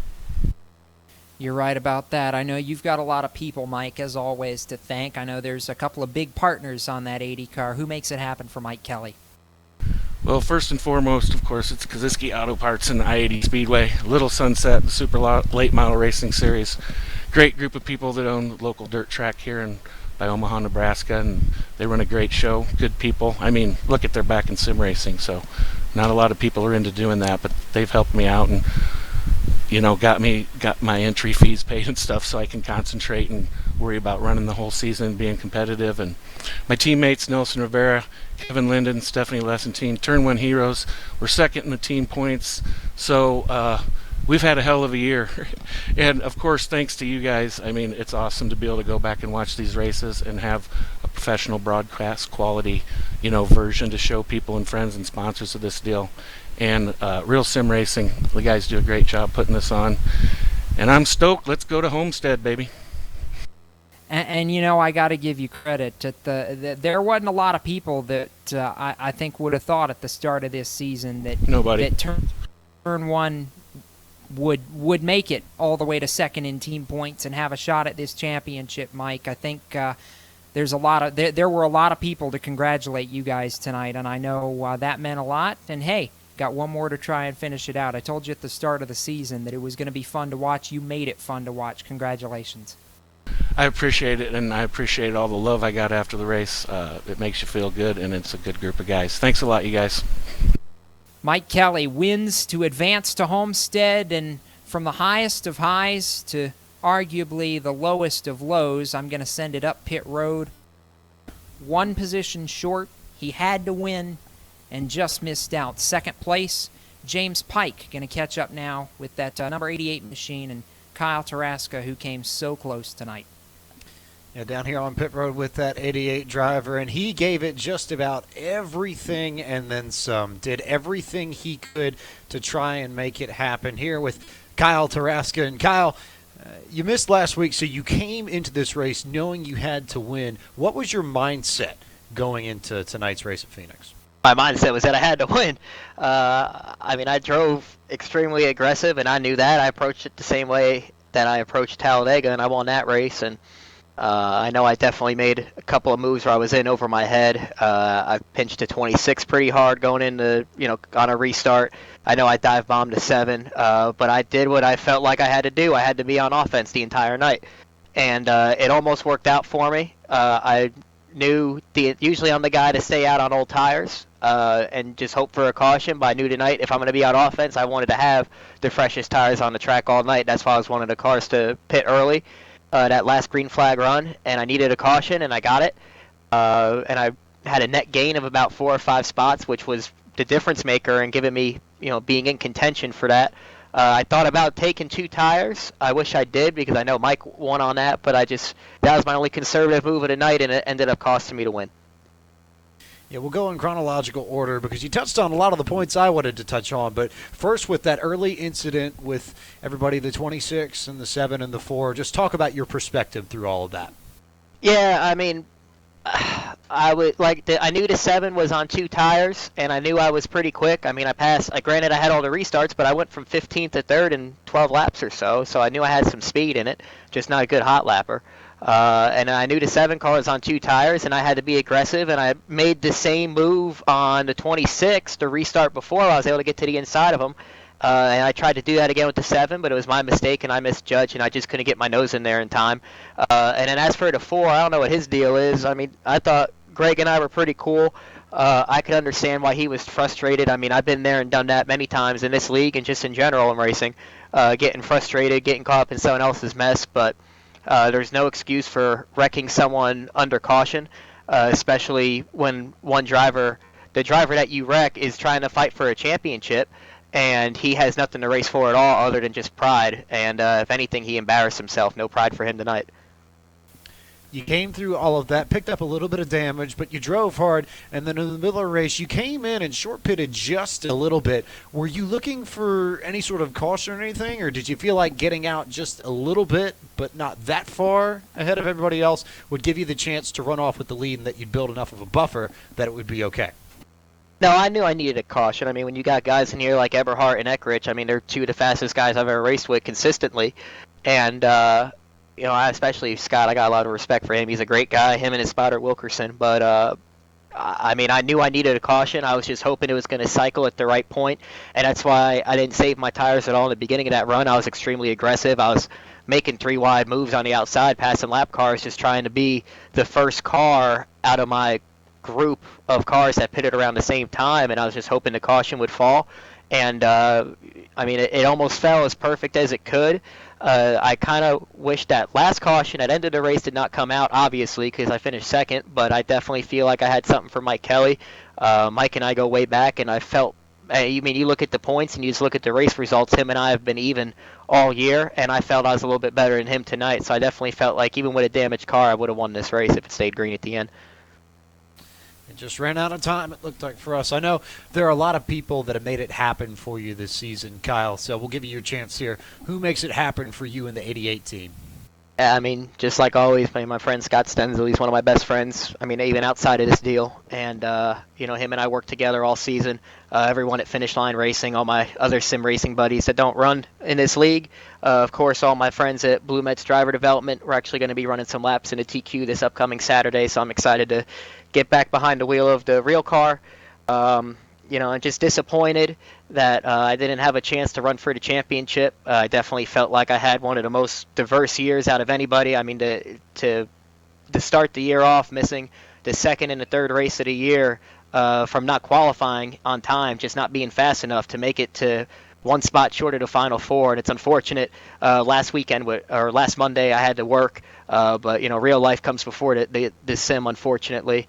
We all know that, and have to make some sacrifices, but I mean, I gave it all I had tonight. I hope I put on a good show, and just looking forward to going to Homestead and finishing the year out, and then running the B car, the Icebreaker Series with y'all, and looking forward to February of next year to do this all again. Kyle Taraska in the 88 machine came up just short of the chase, but certainly not for a lack of trying. Left it all out on the track. And from Mr. Taraska, we're going to go to Chris Murdoch, who has one of our other drivers who's qualified for the chase, arguably the most consistent driver all year, and that's David Washington. Yeah, James, I've caught up here with the number 98 car of David Washington, who, you know, didn't really need a win, as you said, but, you know, it was just out there having fun. And David, was Phoenix fun for you tonight? I mean, at the beginning it was getting a little annoying, but as we started to get into the run, we were able to just kind of just cruise around. I knew who had to try to make it into the chase, and I didn't really want to be next to them during this race, so I just kind of rode around and waited to the end. And I for some reason I knew there was going to be a late race caution. So I was like, you know what? The heck with it. Take 2 tires and see what happens. Yeah, and we talk about the strategy call. You know, your teammate Eberhardt, who just barely missed it there at the end. Was there any strategy communication, any team talk for you to try to do your best to try to get your teammate there in position for the championship next week? Yeah, that second to the last caution there was. We were talking back and forth. There was really no worries at all. I really just couldn't go out there and hit the brakes and let him go. Got myself in trouble. But so I just I tried to stay on the high side and let him have the bottom, but he didn't get a good restart. So I had to try it again. He got a better restart. I stayed up high a little bit, hit the brakes, and he was able to get up underneath me. But along came Tarasca too, so it made it kind of interesting. I didn't realize he was going to overdrive it that far into the corner. And, we move on to next week. Homestead, arguably one of your best tracks. Coming from one driver who is really good at this track, is there any other drivers, racing for this championship and this championship 4 that you're really got on your radar, looking out for, to beat some heavy competition here at Homestead? I got 3 guys. Got Mike, Scott, and it's going to be interesting. There's no playing any games or trying to figure out what they're doing. We're just going to run our own strategy like we have since our first win.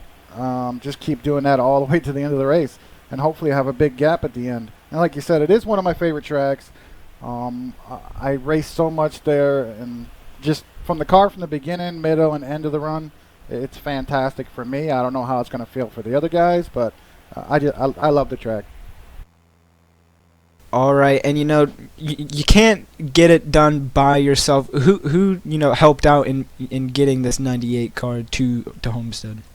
Well, I got to give a big shout out to Julio for putting this team together. We're here each and every week just trying to do our best to make it through regular season and through the chase. So it was pretty exciting for this race. I wish Joseph was up there fighting for the same thing. But now, Julio, Andy's number 1 in the box. Without him, on the track, on the box, talking to me every race, keeping me calm, even through the accidents.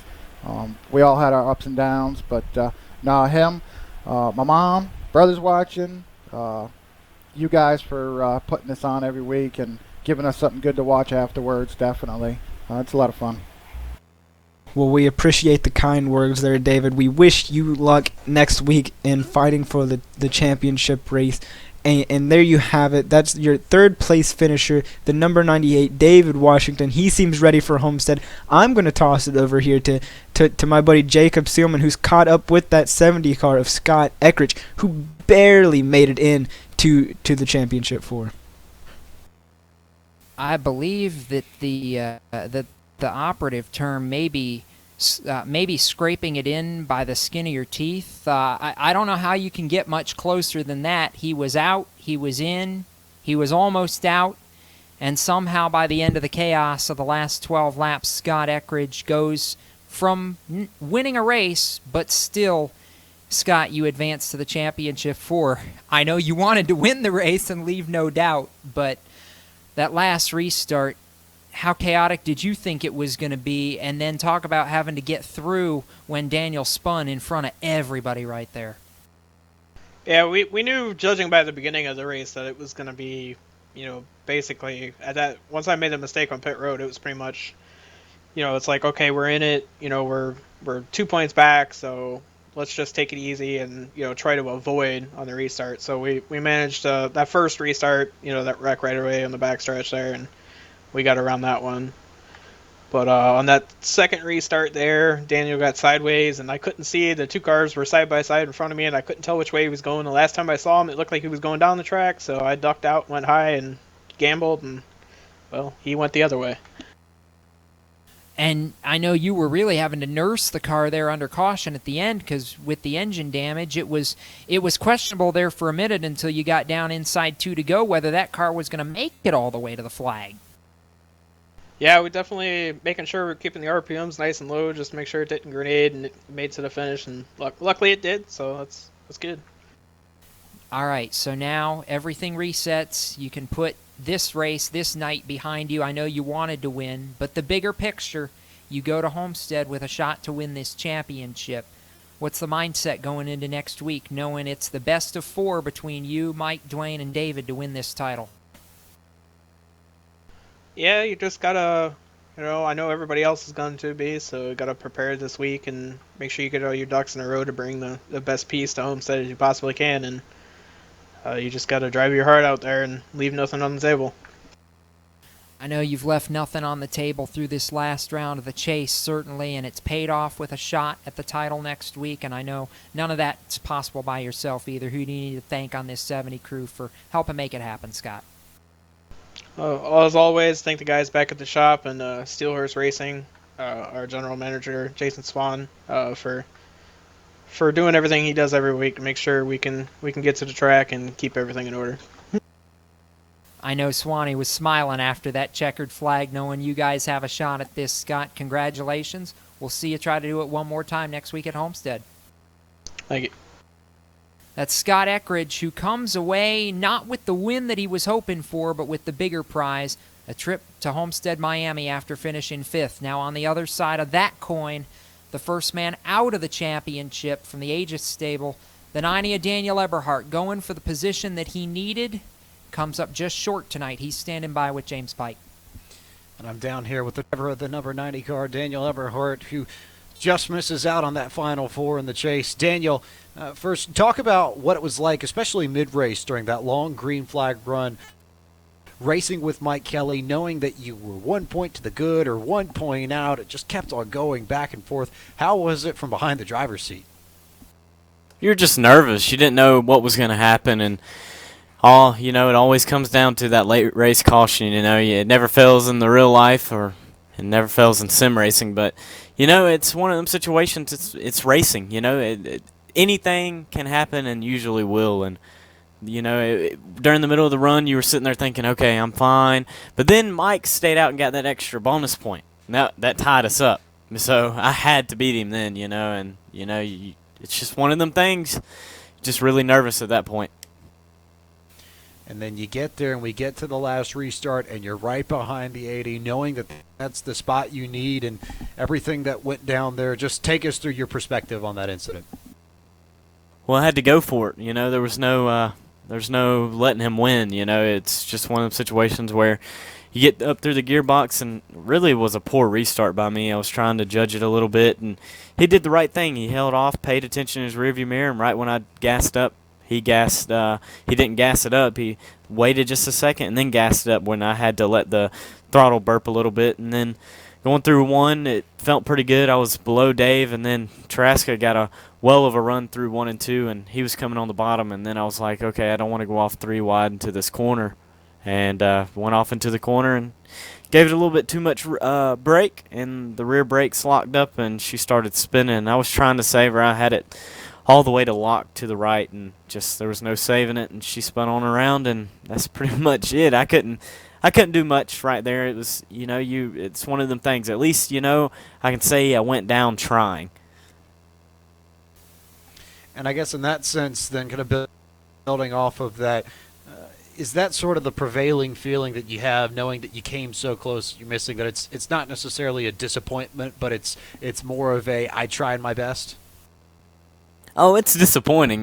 There's no doubt about it. To be, on one of the top teams this season, or the top team, we've racked up some wins this season, and it's I think I got 4 wins this season, and to go all the way to the end and have to fight that out, it's very disappointing. But I look at it like this: it wasn't meant to be. I went into the race, and I told my teammates, I said, only the good Lord knows if I can go and win this race tonight or go on to the next round. It's one of them situations where you have to do the best you can, and if it plays out, it plays out, and tonight it didn't play out. Mike Kelly made the best call on that last pit stop, taking 2 tires, and it's one of them situations where I'll have to just come back next year and try to rally back and actually try to get to Homestead next year.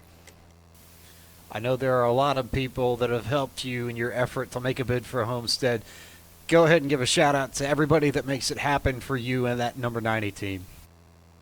I got to thank the good Lord above. It wouldn't be possible without him each and every day. So, and then I got to thank all the guys at Aegis, Carl, Dave, Andy, James, Joseph, Ross. All them guys are a big help, and even Julio Terzado, who set it up this season and had us rolling. And I think we have the team standings locked up pretty much right now. I think that's done for. I think we won the team championship, so that's what we came in here to do.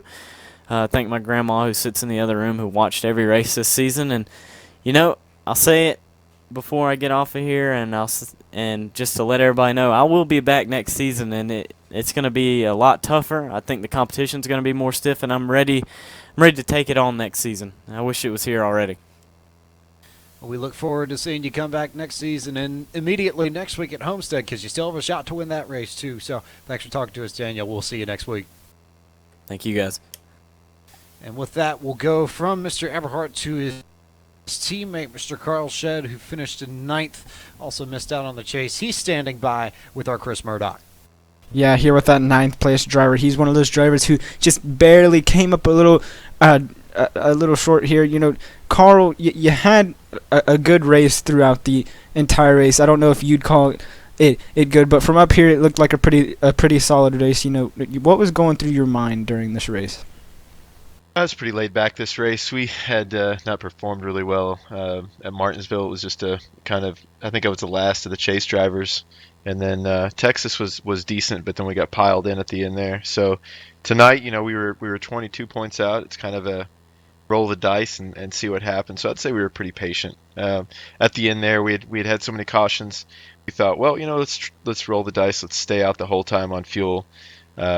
You know, hope maybe we could get a caution and get shuffled back to the front, and it just never worked out that way. So it is what it is, but overall it turned out all right. It did, you know, and you know, with your championship hopes ending tonight, you know, are you gonna build off this, you know, and come back stronger, you know, next season in February at Daytona, and try to prove to these guys that, you know, even though you got knocked out here, that you can still run for a championship? Yeah, absolutely. We had a wonderful team, a lot of good chemistry. We're going to see what we're going to do going forward with that. And, you know, this season, just trying to get to learn everyone, learn their driving styles, you know, try not to get into too much trouble. We had a really bad streak. Me and my spotter, we had a bad streak of wrecks. If you guys remember early in the season, I think we had like 7 races or 8 where we didn't see the checkered.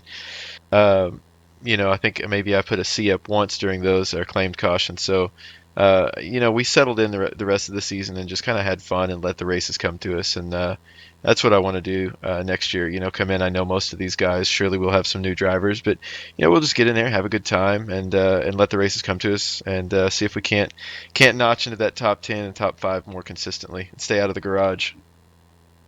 Yeah, and with that, you know, you say you like all these drivers here, but you know, who makes it happen for that 45 team? Who gets you through the day and gets you through these races? Yeah, my spotter, James Ross, he's been absolutely fantastic. He's got the opposite head of me. He's cool, calm, and collected. So I'd like to thank him first and foremost, because he's taken the time out of his busy Mondays with his family to help me out. And then my 4 great teammates, 3 great teammates, Dave Washington, Daniel, and Joseph Tice. Fun people to be around. You know, very motivational. And we're going to be rooting Dave on next week. Looking forward to that. So Dave, go get him. And there you have it. That's the number 45 car of Carl Shedd. He's very laid back going into Homestead. He's got nothing to lose. And, you know, I'm going to throw it over here to Jacob. He's standing by with that number 24 car of Nick Silver, who was just one of those other drivers who barely came up short. I loved the gamble it through the long green flag run of tonight's race by this team. Nick Silver, who, you know, you gave it a run. We knew you were another one of the guys who really kind of had to put all your cards on the table tonight, and we saw that with how long you stayed out hoping for a caution, maybe to equalize everything up, and I know how heart-wrenching it had to be when you pit 1 lap too soon. I mean, how gutting was it when you ducked to pit road and just that quickly the caution that you were hoping for comes out right there? Well, let's just say I wasn't shocked, but you know, I could have pitted 10 laps sooner and probably stayed out, been in a good position, and like you said, probably could have waited a couple more laps and would have been in a better position anyway. Still wouldn't have been in the lead, but you know, sometimes it just doesn't fall your way, and it didn't the last couple races.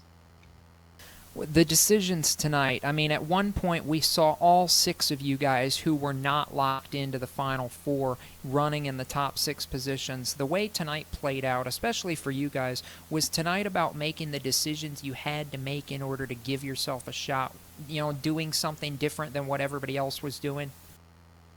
Oh yeah, pretty much. When I realized that was going to be a long green flag run, first I was planning on short pitting big time, but then it seemed like most everybody else had that idea, so that was off the table. So only hope was stay out and hopefully get a caution. I thought maybe Eckrich would be a lot further behind. I was going to take just enough fuel and no tires, but it was a lot closer than I planned. I know the chase ends here. Got one more race to try and get another win at Homestead, but as far as the season goes, to make it to the Final 8, to have a shot to go to Homestead midway through the race, successful season for you compared to where you were this time a year ago? Oh, yeah, got to say so. My plan for this season was trying to get that first win, and amazingly, it actually happened. So pretty much everything from there was just icing on the cake, and making the chase was great. And honestly, I was kind of shocked how far I made it. But of course, you get a little greedy, and once I was this close, I was pretty disappointed after last week, but it is what it is. Well, I know you can't do it by yourself, and I know some people that you want to thank after the way this season's been. Nick, who makes it happen for you in the 24 camp? Well, I got to thank my teammate Sean for helping out, making me better each and every week all season. You guys for broadcasting every single one of these, RSR for putting it on, and I got to thank my mom and my dad for watching every single race. They love it. Well, it's been fun to watch, Nick. Congratulations on a great season, and we'll see you go after one more win next week at Homestead. Thank you, guys. That's Nick Silver, and we've got one more chaser to talk to here real quick, and I'm going to throw it over to James Pike, who is standing by with our Texas winner. And, oh, by the way, the fourth man in the championship fight. We'll dial up Dwayne Vincent here on pit road.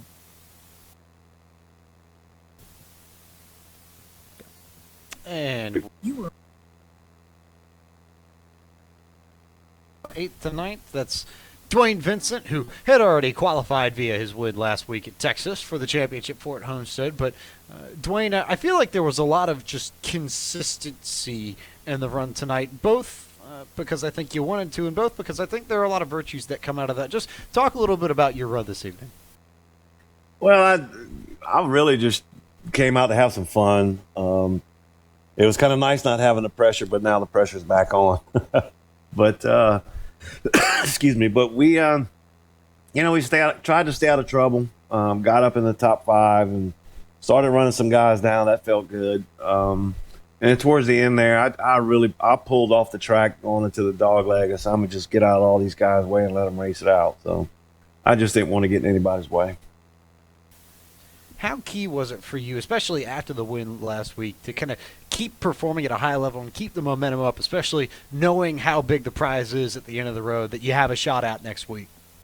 Yeah, and to be honest with you, I kind of took this week off a little bit, so I need to get busy for next week.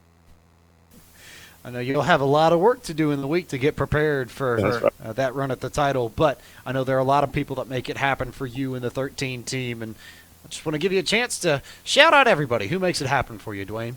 Well, first, congratulations to all the other guys that made it into the chase. It should be a very, very good race. These guys are very, very fast, very competitive. So looking forward to the challenge. But all you guys at LSRTV, John Abbott, Chad Cole, all the other guys behind the scenes at Real Sim Racing, Parker Hydraulics, that's what I do for a living. My mom and dad watching at home, they enjoy this stuff. Also, want to give a shout out to Doghouse Systems. They built me a very, very good computer. They're out of Dallas. If anybody's ever looking for a really good gaming system, give those guys a shout. All right, one last quick question before we let you go, Dwayne. You get the chance to defend your title next week. How do you gauge your chances of going back-to-back? Well, like I say, these guys are very competitive, but I think come down to the last 20 or 30 laps, I think if all 4 of us can stay out of trouble, we're gonna be all together. I promise you that. So we're gonna give it hell, man. We expect nothing less than a show worthy of Terrell Owens and his little popcorn bucket. So thanks for talking to us, Dwayne. We'll see you next week. All right, guys. Thanks. That's Dwayne Vincent, driver of the number 13. And Jacob, I think that sets up pretty well. I think Dwayne said it pretty well himself, actually, that I think we can expect all 4 of those guys to be right in there in the thick of it because they've just been there all season. We know week in, week out, they can deliver. Yeah, and this this is where it's so interesting for me, because at the start of the season and even halfway through, everybody was asking me who I thought my Final Four was going to be. I got 3 of them right, but Mike Kelly was kind of the Cinderella story that gets it done tonight, Chris. So now, going to Homestead, we know, and actually coming into this race tonight, that was 3 of the top 4 guys in points. Washington, Eckridge, and Kelly were all right up there, and Vincent wasn't too far back either. So these are 4 guys who have performed at an elite level all season. I don't think you can predict what's going to happen next Monday night. Yeah, I'm still trying to run through my head my pick, and I just can't do it. There's these guys racing for the chase are just, so great at what they do. They're all very talented. That's why they're running. In the Final Four, you got Mike Kelly, Washington, Eckridge, Vincent, all these people, Vincent looking for back-to-back, and, like you mentioned, the Cinderella story, Mike Kelly got right here at Phoenix to put him in that championship for, his second could win him that championship. So all in all, I'm just ready to go back to the East Coast down to Homestead, Miami. I think what tonight made very clear is that the champion is most likely going to have to win the race next week at Homestead, Miami, and that in itself is going to be a show worthy of watching. We hope you'll tune in at 9:30 p.m. Eastern when we get set to go live for the championship race at Homestead Miami Speedway for the RSR Full Throttle Cup Series, presented by Gary Mercer Trucking and Sim Vibe by Sim Experience. But right now, we close tonight in the desert and get ready to move on towards next week, but we invite you to keep it tuned here to LSRTV Tuesday night coverage, the NASCAR iRacing.com Pro Series, every Tuesday at 9 p.m. Eastern, as the best on the iRacing service try to fight their way into next year's NASCAR Peak Antifreeze Series. Right now, for LSRTV's Evan Pasoko, Andy Kessler, our producer down in the trailer, Cisco Scarmuza, and everyone else at LSRTV, and on behalf of my broadcast partners tonight, Chris Murdoch and James Spike, I'm Jacob Seelman saying a hearty congratulations to Mike Kelly and the Turn 1 Heroes, finally breaking through for a win at the Jewel in the Desert. They win at Phoenix International Raceway and move on to the Championship 4 next weekend at Homestead, Miami. Keep it off the wall, and we'll see you next time right here on the web. Till we meet again.